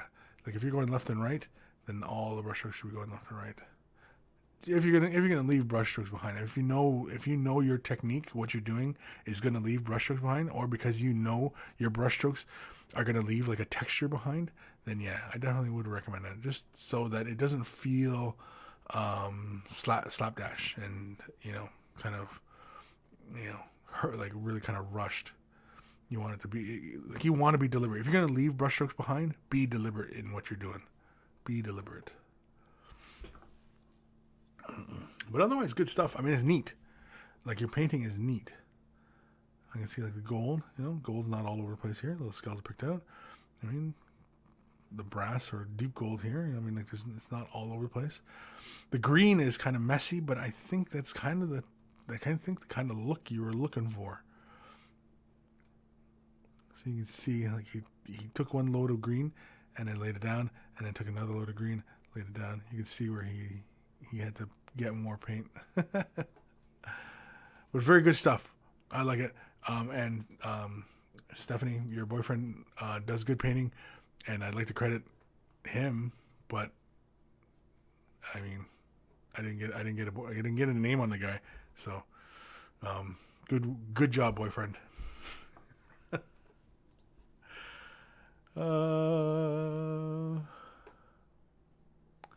Where are we? What time are we at? 1:35. All right, we got lots of time. Where are we in these comments? Matthew Tucker, Kris, if you got into 30K, what Legion would you do? Probably Imperial Fist. I like Imperial Fist or Death Guard. Death Guard's a lot of fun too. Death Guard just because they got that, because in Chaos I like Plague Marines, and Death Guard's the early version of that, and so Yeah, why not? Death Guard, right? Because everybody who follows chaos, I mean, they have a patron god, and my patron god is Nurgle. Because Nurgle. Nurgle is the god of all. That's why Nurgle. I choose Nurgle. Or maybe Nurgle chose me. One or the other. And then plus two, I'm about the right shape for Plague Marine as well. I've got the dimensions down pretty good.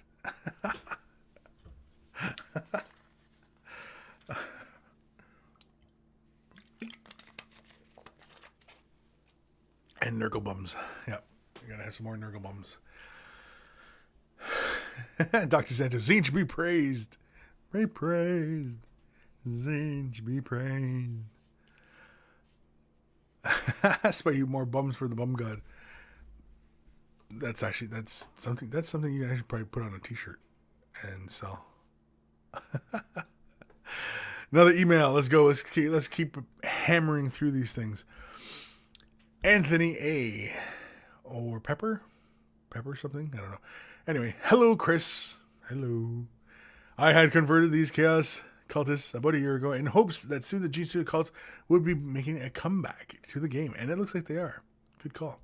And in the light of new models and Death Watch thing coming out, I'm elated that they're coming back and can't wait to see what they bring.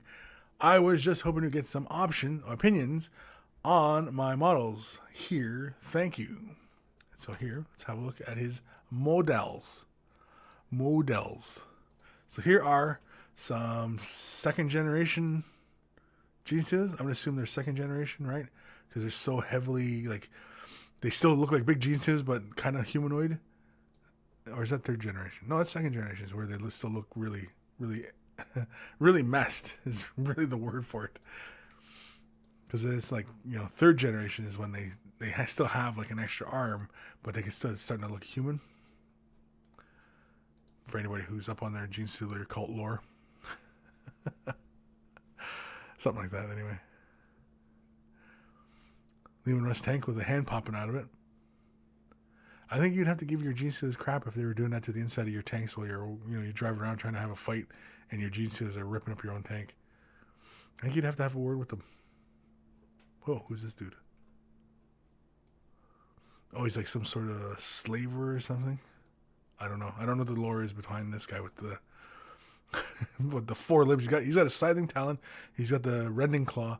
He's got Darth Maul bull end thing, and he's got this big crazy Tyranid whippy arm things with the barbs at the end. I don't know. I'm terrible at names. Here's the Jesus with the arm sticking out. Hey, give me a hand. Oh, here we go. This guy looks like a pirate. All the purple. Yeah. Yeah, he looks like he should be hanging out at the Blue Oyster Club. Yeah, he's got the long coat, no shirt on, purple, got the hat on, black leather. Yeah, oh yeah, that's speaking volumes to me, man.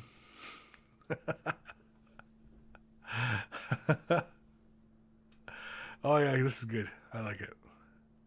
Gene Stealers. And we got one lone Catachin in there. I guess he's the new guy, or he's the new recruit. He's just been inducted into the family.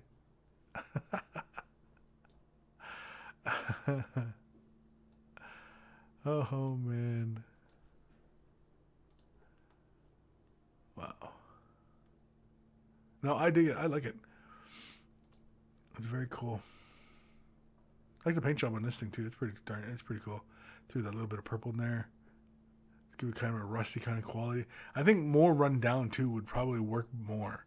Like it's not something well upkept because the Gene Stealer cult doesn't really have the resources, or maybe they do. I don't know. Because the family should be able to infiltrate the highest echelon of Hive City life, right?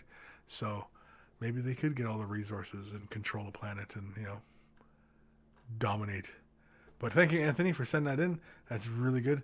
And with the Death Watch Marines coming out, should be fairly exciting.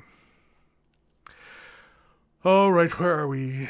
Bums for the Bum God sounds very Slaneshy. Bums for the Bum.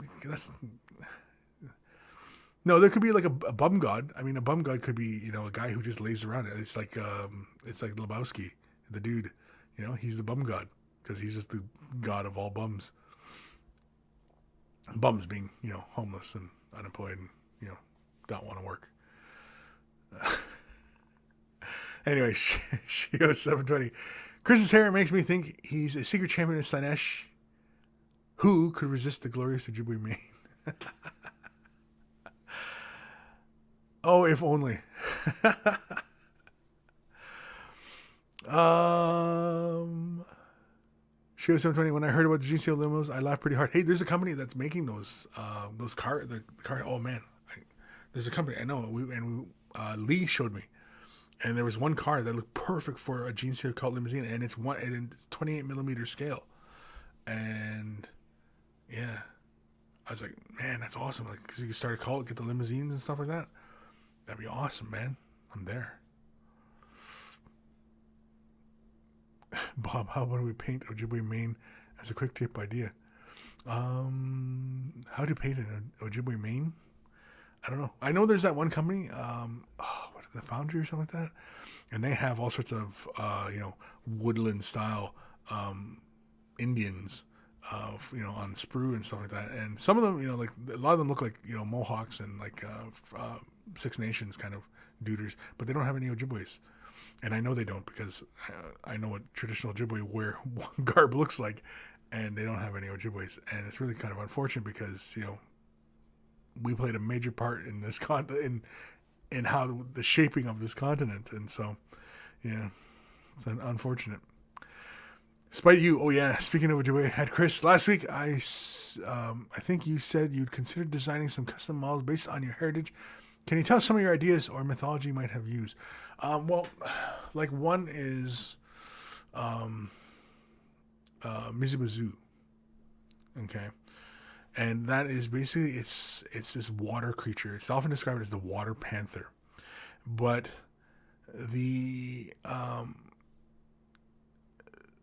it's often described as the water panther, but it's not literally a cat in the water.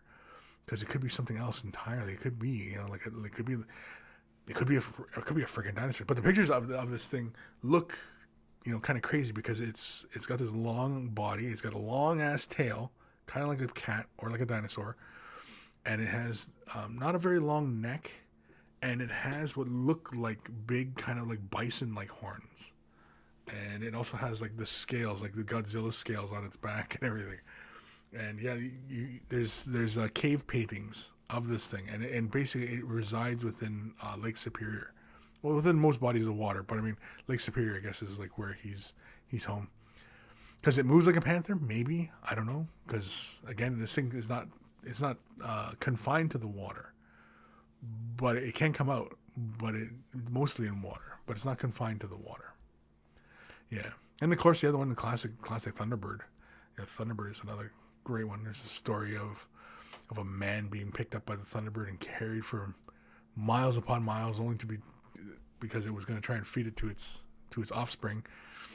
And he escapes, and he's kind of left worse for wear because of his dealing with the Thunderbird. The Thunderbird, every time it flaps its wings, obviously lightning and thunder come from it, and so and we're talking about a gigantic ass bird, like bigger than like kind of think Godzilla, Rodan kind of size type stuff, right? Yeah, there's all sorts of stuff. Oh man, yeah. And you can get into some of the dark. We have good medicine and we have bad medicine. Good medicine is the good medicine. Obviously, we preach and we teach and which heals people. Then we have the bad medicine, which is often I don't even know really what it's for. If I knew, I mean, I would probably end up being a practitioner of it in some form or fashion. But from what I understand, though, it's mostly for gain, you know, and greed and, you know, cancerous things like that of the human spirit kind of thing. So, yeah. But I mean, if you get into those kind of things, those kind of creatures and monsters, and yeah, you can delve into some way more scary crap. Lazy Monkey Wargaming Factory has woodland Indians or something like that. Yeah, I've seen them. They look pretty good. I mean, the sculpts look good, but they don't have any that I like that I see that are Ojibways. They don't have any. They all look like Mohawk or Six Nations, Hurons, and you know, stuff like that. But none that look like Ojibways. So I should write them a letter. I should write them a letter saying, you know what, you guys need to make Ojibways if you're going to have woodland Indians. And because I mean, because really what they're pushing for with those models is the whole Revolutionary War and the French and British War, right? And basically, Ojibways we played a major part in a lot of those battles, and yet we're not depicted in any of the game scenarios or anything like that. Because I mean, there's a lot of battles that were relied heavily upon. You know how many natives were fighting along allies, right? And for a long time, you know, Ojibways were allied with the British Crown for a long time. So, yeah. Anyway, where are we? Boobs needs more booty though. What? Despite you, sounds awesome. Needs some more native influence in 40K. Well, there is a bit of like the whole Native American vibe in this 40K. For example, Deathwing, Dark Angels. I guess now the way the story used to go is that the planet, like their armor, they changed their look for Deathwing, and with the whole feathers and stuff like that is because of the planet they went to help defend, and it was like, you know, I guess like a Native American type people or whatever, and so they wear the eagle feathers on them, you know, because something, I can't remember how it was supposed to go, but something like that anyway. You know, I mean, there's all sorts of things that you know, you could see. That's really one of the big ones, I think. I'm trying to think what else is there. Oh, well, then you got like Necromunda, the Ratskins. The Ratskins were Native Americans, you know, which I used to play in Necromunda. I still have mine. I think I still have them here. I'll have to take pictures of them later, because like I have like my little Braves. I have them in the traditional war paint of Ojibways, and so yeah. Lazy Monkey at Kris. There's a small company that's doing the New World stuff, the Americas. I don't know if they've done with the Ojibwe, but I think they did the Water Panther Paymaster Games, I think it is. Huh. Yeah, the Water Panther. Yeah, it's Mizzy Bazoo. That's the name of him. Mizzy Bazoo.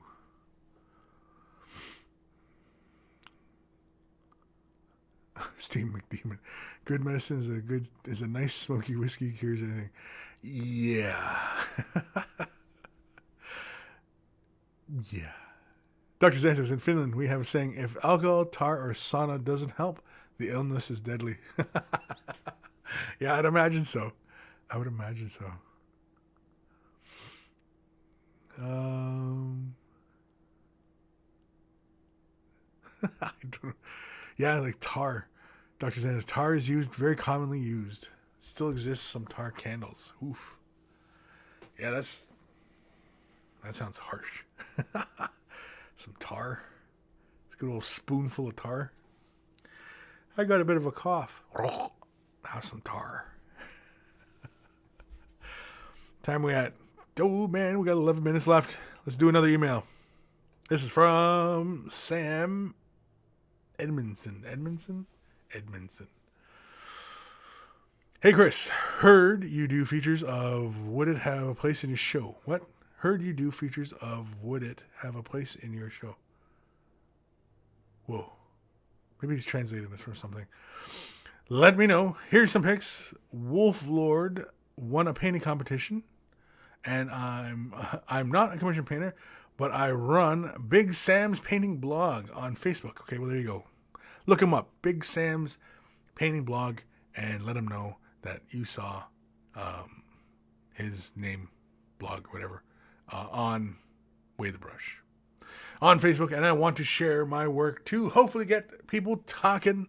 Thanks for your time, mate. Hope to hear from you soon. And so he sent us 5 pictures, and he said which one won the competition?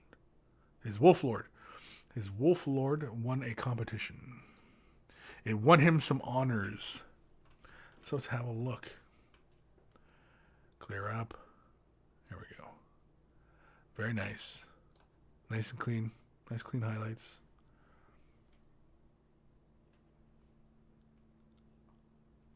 I think on the Wolfie, I like I prefer the look of dry brushing that fur rather than, layering it on.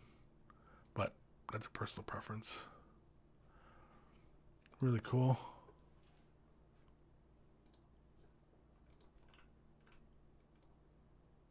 Yeah. Because you see, like, it's about like a base color, and then he shade washes, and then he throws the highlight in, and then an additional highlight. And I think I would like the way I had shown doing these wolves one time.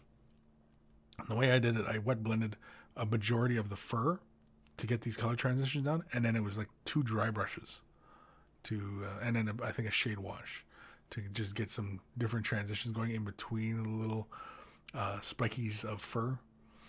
But yeah.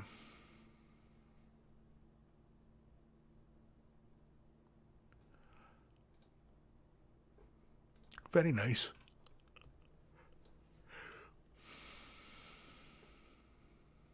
Very interesting. I like to work on the axe. Very nice stuff. Nice and clean. Nice and tight. Very tight. very tight. Tight like a tiger. Anyway. And I assume this is the Wolf Lord that won the competition? I would assume. Really good stuff. Like the weathering. Highlights. Nice clean. Very cool. Like a little war paint on his face. That's cool.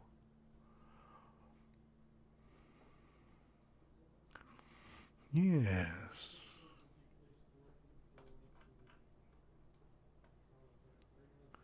Very cool. It's a very interesting little symbol thing you got going on the shoulder pads there.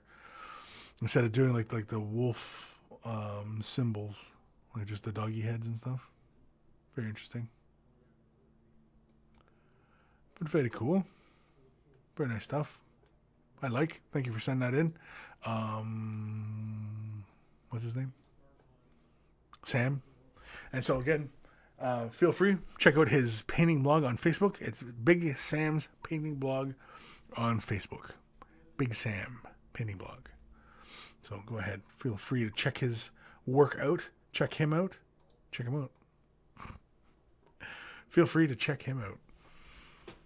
And so, where are we in these comments? I don't know.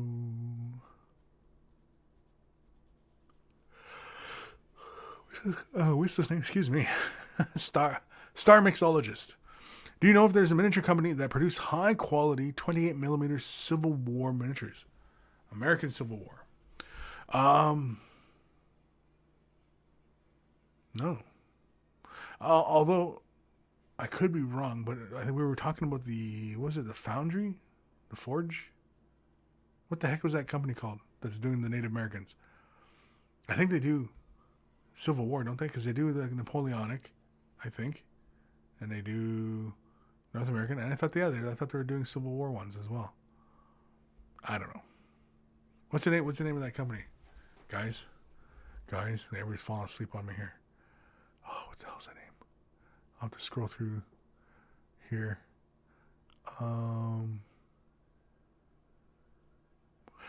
War Games Factory. That's it. War Games Factory. I don't know if they produce the Civil War miniatures, but they might.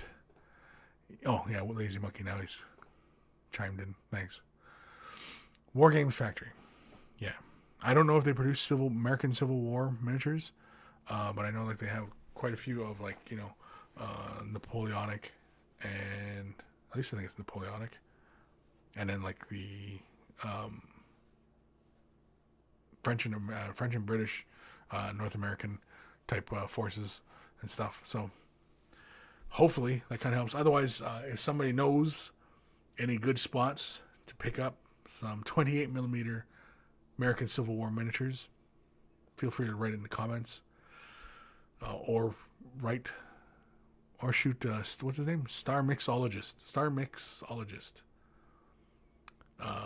Shoot him an email. Say, hey, check this out. Oh, Kurt Krishon said, Perry Miniatures, all historical, all eras. Interesting. Well, there we go.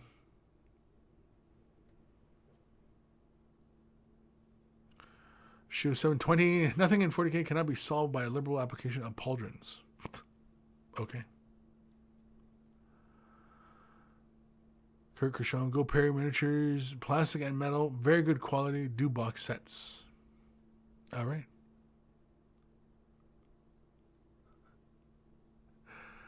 Matthew Adami, Old Glory. Is that the company name, or is that because we got to be talking like 28 millimeter now, because the 28 millimeter is, that scale.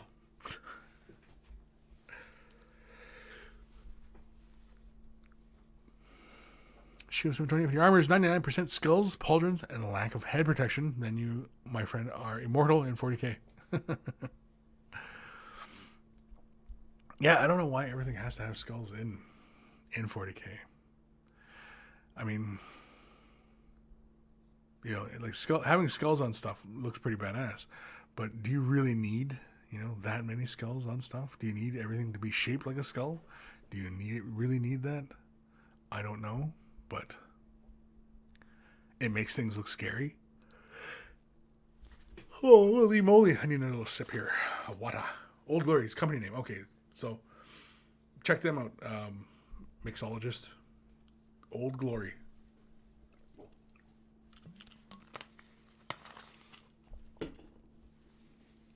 Oh, yeah.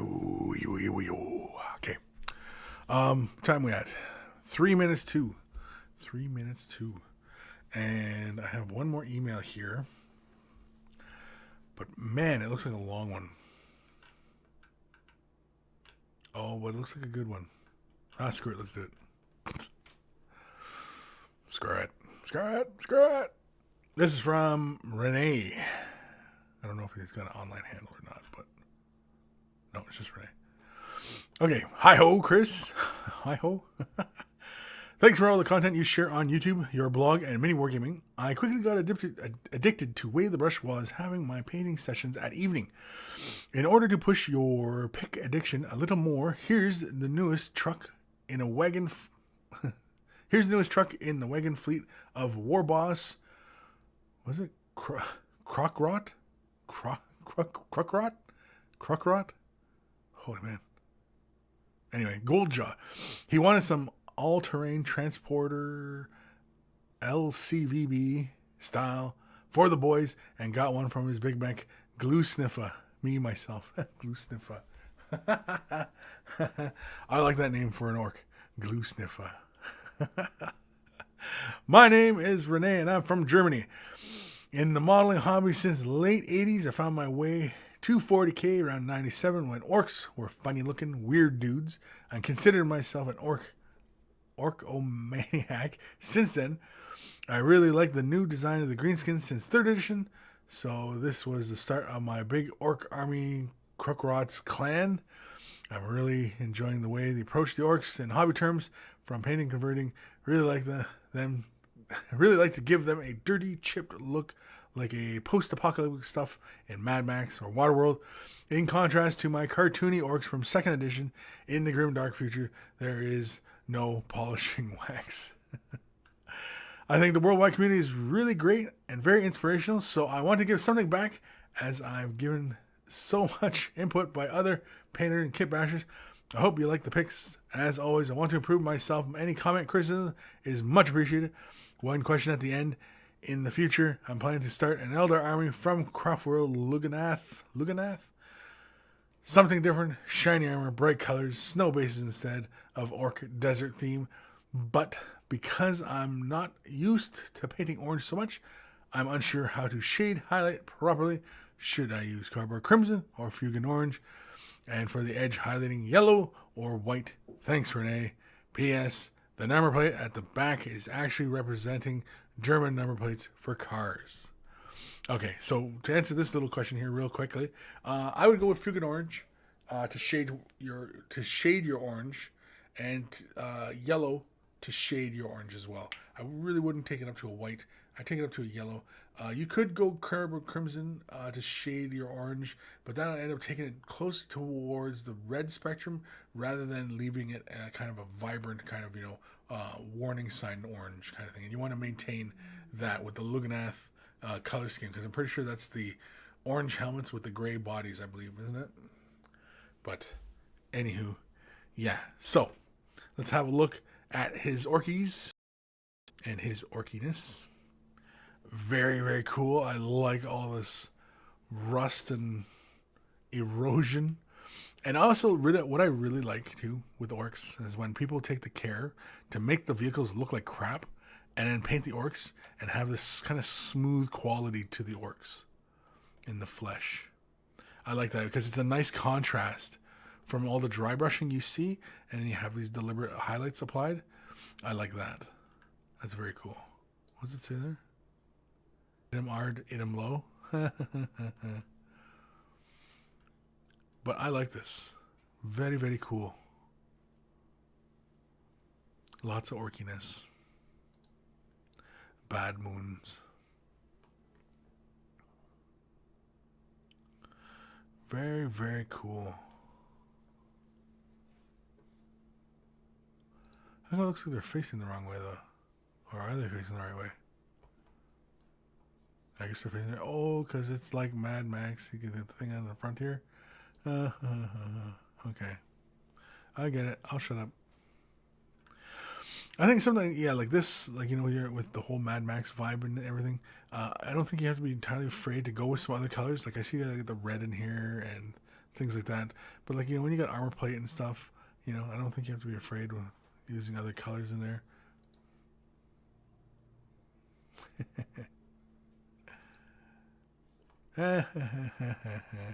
Nice license plate.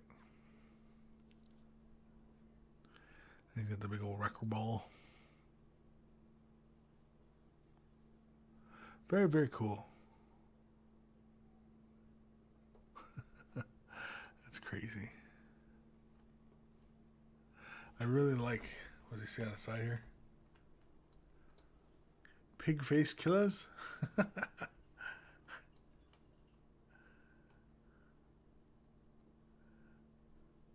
Yeah, I dig it.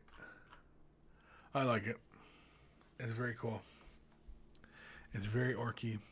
There's no mistake that this is orkiness. Oh, he's already zoomed in here. Pig face killers.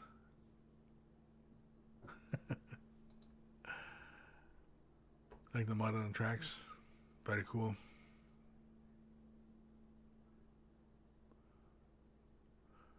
I think the engine probably could use more oil, like the end nozzle here. If this is like a jet engine nozzle, a bit more discoloration. A little bit more black and soot sort of things.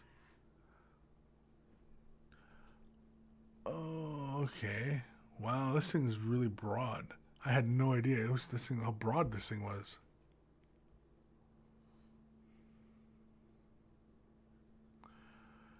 Look how broad this is.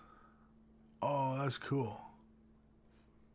Okay, well, I'm really impressed now.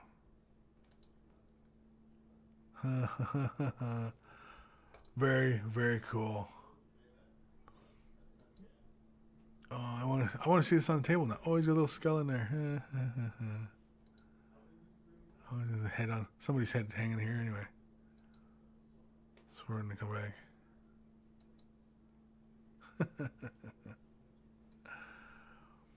I like this a lot. Very, very good.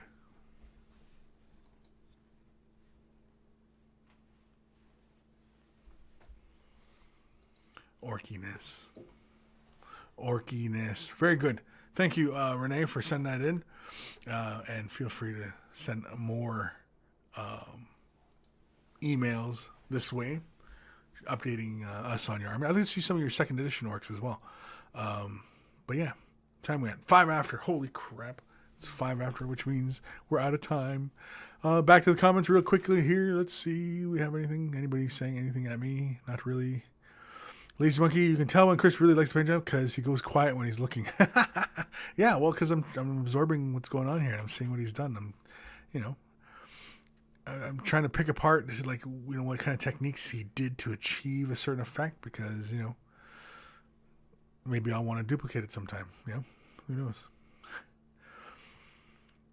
Star Wars Fan 10. Kris, I asked you to do Randy Macho Man Savage impression a while back. Do it again, please. This almost makes me want to buy orcs. Oh, yeah, we're going to buy some orcs. It's now the end of We the Brush, where you got to take care of your brush or I'll come for you. Sound more constipated than anything. Yeah.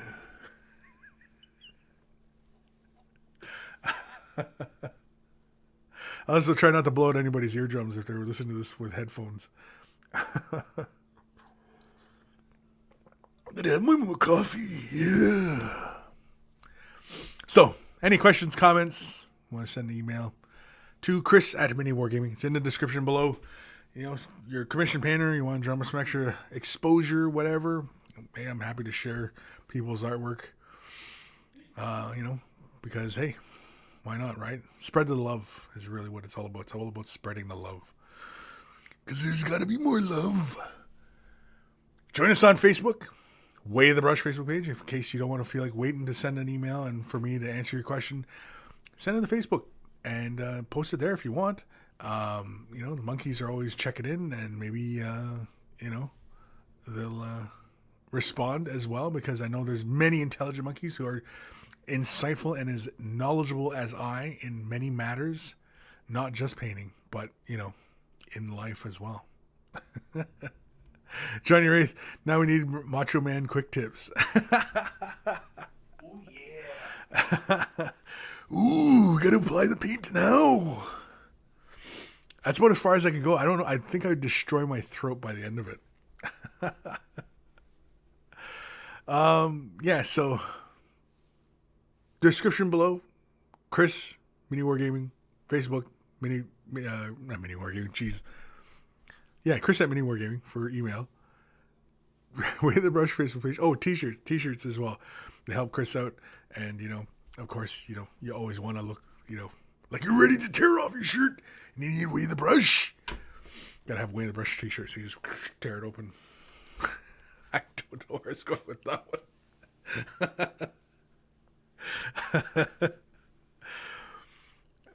one. Take care of your brushes.